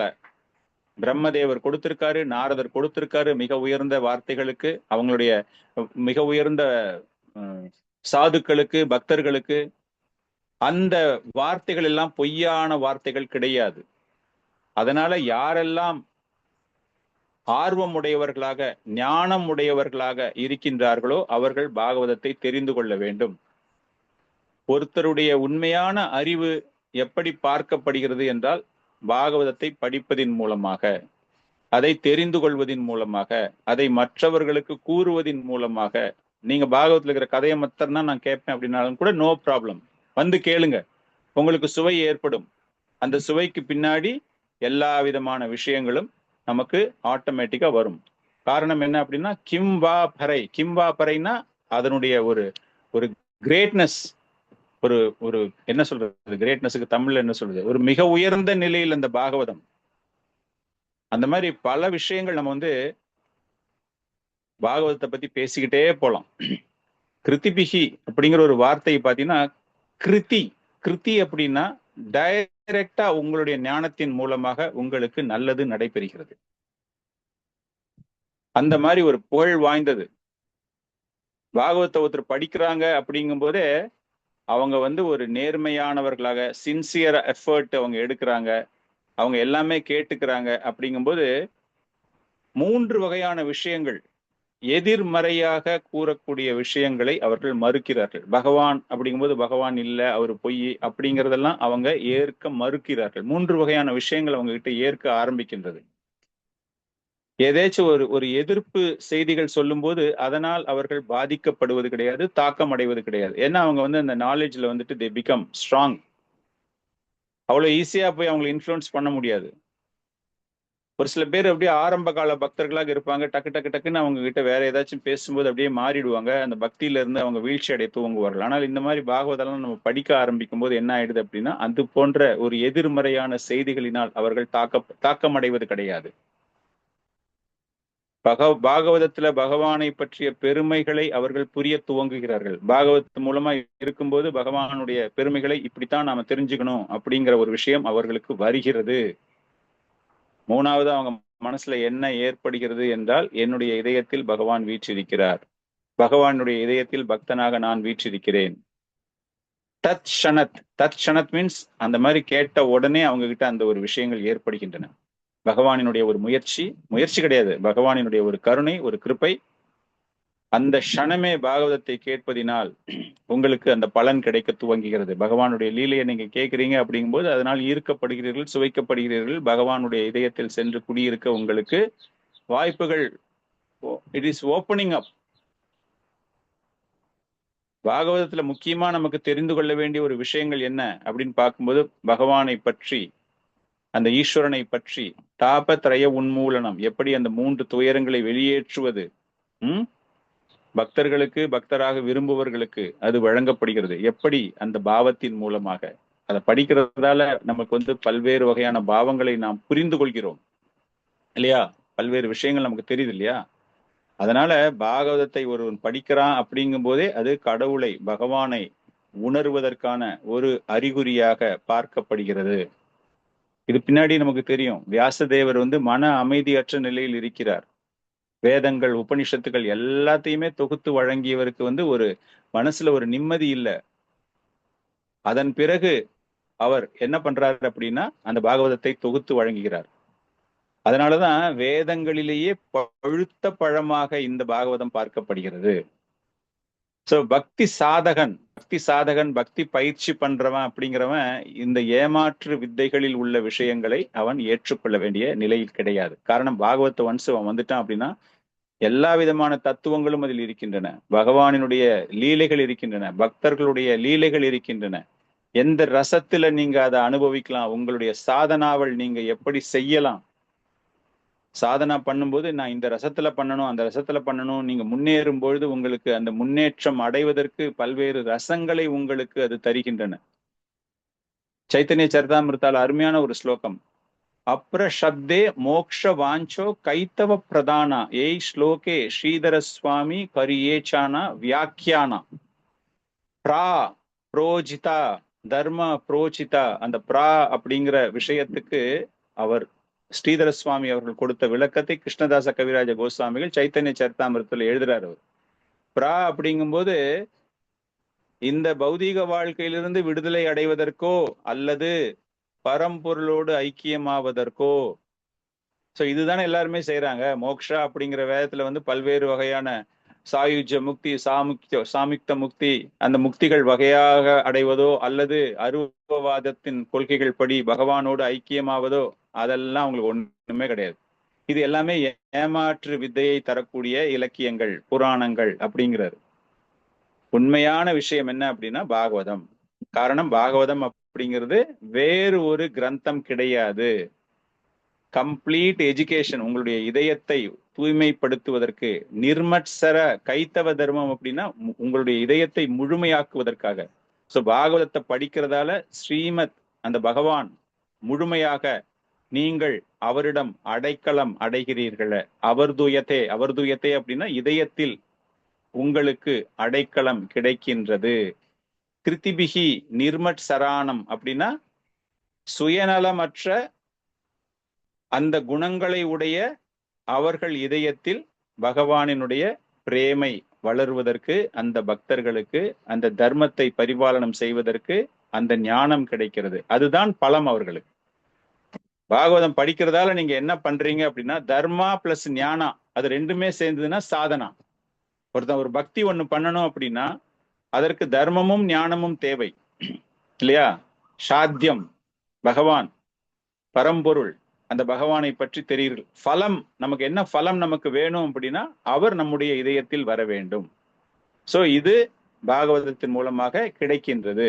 இது ஒரு கல்ப விருட்சம் போல, கல்ப விருட்சம் போல இருக்கும். அப்படிங்கும்போது அந்த பாகவதத்தை ஒருவன் முழுமையாக தெரியும் பொழுது அவனுக்கு அந்த பொறாமையற்ற நிர்மத்சர சத்துவா, பொறாமையற்ற உண்மையான வஸ்து அந்த பகவானை அவன் தெரிந்து கொள்ளும் பொழுது தாபத்ரய 3 துயரங்களிலிருந்து அவன் விடுபட்டு மற்ற ஏமாற்றம் தரக்கூடிய அனைத்து சமயங்களிலிருந்து மாறுபடக்கூடியதாக இந்த பாகவதம் இருக்கின்றது.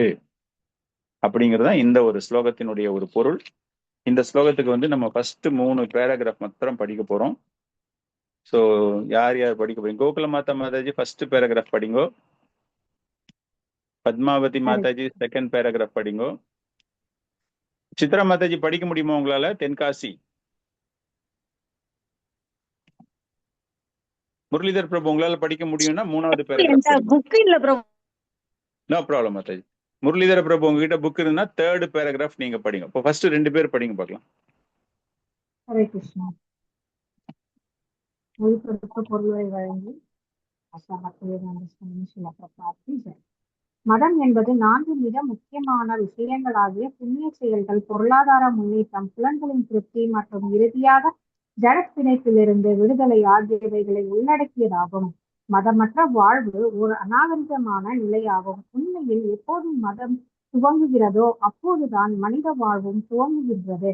உண்ணுதல், உறங்குதல், பயப்படுதல் மற்றும் உடலுறவு கொள்ளுதல் ஆகியவை மிருக வாழ்வின் 4 அடிப்படை கொள்கைகளாகும். இவையெல்லாம் மிருகங்களுக்கும் மனிதர்களுக்கும் பொதுவானவை ஆகும். ஆனால் மதம் மனிதனுக்கென உள்ள தனிப்பட்ட கடமையாகும். மதமற்ற மனித வாழ்வு மிருக வாழ்வை விட மேலானதல்ல. ஆகவே தன்னுணர்வை நோக்கமாக கொண்டவையும் பகவானுடனான மனிதனின் நித்திய உறவை உணர்த்தக்கூடியவையுமான ஒரு சில மதங்கள் மனித சமூகங்களிடையே உள்ளன. ஹரே கிருஷ்ணன். நெக்ஸ்ட். ஹரே கிருஷ்ண பிரபு. ஹரே கிருஷ்ண படிங்க மாதாஜி. தாழ்ந்த நிலைகளில் உள்ள மனித நாகரிகங்களில் தாழ்ந்த நிலைகளில் உள்ள மனித நாகரிகங்களில் ஜட இயற்கையை அடக்கி ஆளும் போட்டி எப்போதுமே இருந்து வருகிறது. அதாவது புலன்களை திருப்தி செய்வதற்காக தொடர்ந்து போட்டி இருந்து வருகிறது. இத்தகைய உணர்வால் உந்தப்படும் மனிதன் மதத்தை நோக்கி திரும்புகிறான். இவ்வாறாக அவன் பௌதிக லாபத்தை பெறுவதற்காக புண்ணிய செயல் அல்லது சமய கடமையை செய்கிறான். ஆனால் இத்தகைய பௌதிக லாபங்கள் வேறு வழிகளில் கூடுமானால் இம்மாதிரியான மதம் உதாசீனப்படுத்தப்படுகிறது. இதுதான் நவீன நாகரிகத்தில் உள்ள சூழ்நிலையாகும். மனிதன் பொருளாதாரத்தில் முன்னேறி வருகிறான். எனவே தற்போது அவன் மதத்தில் அதிக ஆர்வம் உள்ளவனாக இல்லை. தேவாலயங்களும் பள்ளிவாசல்களும் ஆலயங்களும் இப்போதெல்லாம் பெரும்பாலும் காலியாகவே உள்ளன. மனிதர்கள் தங்கள் முன்னோர்களால் எழுப்பப்பட்ட சமய இடங்களில் கருத்தை செலுத்துவதை விட தொழிற்சாலைகள், கடைகள் மற்றும் திரைப்படங்கள் போன்றவைகளில் அதிக ஆர்வம் காட்டுகின்றனர். மதம் பொருளாதார லாபத்துக்காகவே மேற்கொள்ளப்படுகிறது என்பதை இது உண்மையாக நிரூபிக்கிறது. புலன் திருப்திக்காக பணம் தேவைப்படுகிறது. ஒருவன் புலனின்ப வேட்கையில் அடிக்கடி தோல்வியுறும்பொழுது அவன் முக்தி அடையும் வழியை பின்பற்றி பரமபுருஷரோடு ஒன்றாவதற்கு முயல்கிறான். இதனால் இந்நிலைகள் எல்லாம் வெவ்வேறு வகையான புலனின்பங்களே ஆகும். ஹரே கிருஷ்ண பிரபுஜி. தேங்க்யூ. ஹரே கிருஷ்ணா. முரளிதர பிரபு இருக்கீங்களா நீங்க? தேர்டு பேராகிராஃப் படிங்க பிரபு. பேராகிராஃப். வேதங்களில் மேலே குறிப்பிட்ட 4 செயல்களும் ஒழுங்கான முறையில் நியமிக்கப்பட்டுள்ளதால் மிதமிஞ்சிய புலனின்ப போட்டி ஏற்படாது. ஆனால் ஸ்ரீமத் பாகவதம் இவ்வெல்லா புலனின்ப செயல்களுக்கும் அப்பாற்பட்டதாகும். இது போட்டிக்குரிய புலனின்பத்திற்கு அப்பாற்பட்டவர்களால் மட்டுமே புரிந்து கொள்ளக்கூடியதான தூய்மையுள்ள உன்னத இலக்கியமாகும். பௌதிக உலகில் மிருகத்துக்கிடையிலும் மனிதர்களுக்கிடையிலும் சமுதாயத்துக்கிடையிலும் தேசத்துக்கிடையிலும் தீவிரமான போட்டி நிகழ்ந்து கொண்டிருக்கிறது. ஆனால் பகவானின் பக்தர்கள் அத்தகைய போட்டிகளை கடந்து மேலே சென்று விடுகின்றனர். நித்தியமும் ஆனந்தமும் கொண்ட வாழ்வு இருக்கும் இடமான பரமபுருஷரிடம் திரும்பிச் செல்லும் பாதையில் அவர்கள் இருப்பதால் பௌதிகவாதிகளுடன் அவர்கள் போட்டியிடுவதில்லை. இத்தகைய ஆன்மீகிகள் தற்பெருமை இல்லாதவர்களும் இதய தூய்மை உள்ளவர்களும் ஆவார்கள். ஜட உலகில் ஒவ்வொருவனும் மற்றவரிடம் பொறாமை கொண்டவனாக இருக்கின்றான். இதனால் போட்டி ஏற்படுகிறது. ஆனால் பகவானின் ஆன்மீக பக்தர்கள் ஜட பொறாமையிலிருந்து விடுபட்டவர்கள் மட்டுமல்லாமல் பிறர் நலத்தில் அக்கறை கொண்டவர்களாகவும் உள்ளனர். மேலும் பகவானை மையமாக கொண்ட போட்டி பொறாமையற்ற சமூகத்தை ஏற்படுத்த அவர்கள் பாடுபடுகின்றனர். ஆனால் தற்போதைய பொது உடைமைவாதிகள் போட்டியற்ற சமூகத்தை பற்றிய எண்ணம் செயற்கை ஆனதாகும். ஏனெனில் பொது உடைமைவாத தேசத்தில் சர்வாதிகாரி பதவிக்கு போட்டி இருக்கின்றது. வேத கண்ணோட்டத்திலோ அல்லது பொதுவான மனித செயல்களின் கண்ணோட்டத்திலோ பார்த்தால் ஜட வாழ்வுக்கு அடிப்படையாக இருப்பது புலன் இன்பமே என்பது தெளிவாகும். வேதங்களில் 3 வழிகள் குறிப்பிடப்பட்டுள்ளன. ஒன்று, பலநோக்கு செயல்களால் உயர் கிரகங்களுக்கு ஏற்றம் பெறுவது. அடுத்தது, சிறு தெய்வ வழிபாட்டால் தேவலோகங்களுக்கு ஏற்றம் பெறுவது. மற்றது, பரபிரம்மத்தையும் அதாவது அருவமான நிலையையும் உணர்ந்து அவருடன் கண்டற கலப்பது. ஹரே கிருஷ்ணா. ஸோ இந்த ஸ்லோகம் நம்ம வந்து எந்த அளவுக்கு அந்த பாகவதம் கைத்திய தர்மம், அதாவது சீட்டிங் ப்ரொபென்சிட்டின்னு சொல்லுவாங்க இல்லையா, அந்த மாதிரி ஏமாற்றாமல் முழுமையாக பக்தியில் நம்மை நிலைநிறுத்தி நமக்கு கிடைக்கக்கூடிய மிகப்பெரிய பலன்கள் தாபத்ரய உன்மூலனம், அந்த 3 வகையான துயர்களிலிருந்து நாம் விடுபட்டு பகவானினுடைய பக்தி தொண்டு எந்த அளவுக்கு சிறந்தது அப்படிங்கிற ஒரு விஷயம் இந்த ஸ்லோகத்தில் தெரிந்து கொண்டோம். நம்ம இதோட இந்த வகுப்பை நிறுத்தி கொள்ள போகிறோம். அடுத்த ஸ்லோகம் வந்து அந்த பாகவத்தினால் நமக்கு கிடைக்க போகிற விஷயங்கள் என்ன, கல்ப விருக்ஷா, அந்த பாகவதம் அப்படிங்கிற ஒரு விஷயம் அடுத்த ஸ்லோகத்தில் நம்ம தெரிஞ்சுக்க போறோம். ஸோ இந்த 2 ஸ்லோகங்கள்ல உங்களுக்கு ஏதாச்சும் சந்தேகங்கள் இருந்ததுன்னா கேட்கலாம்.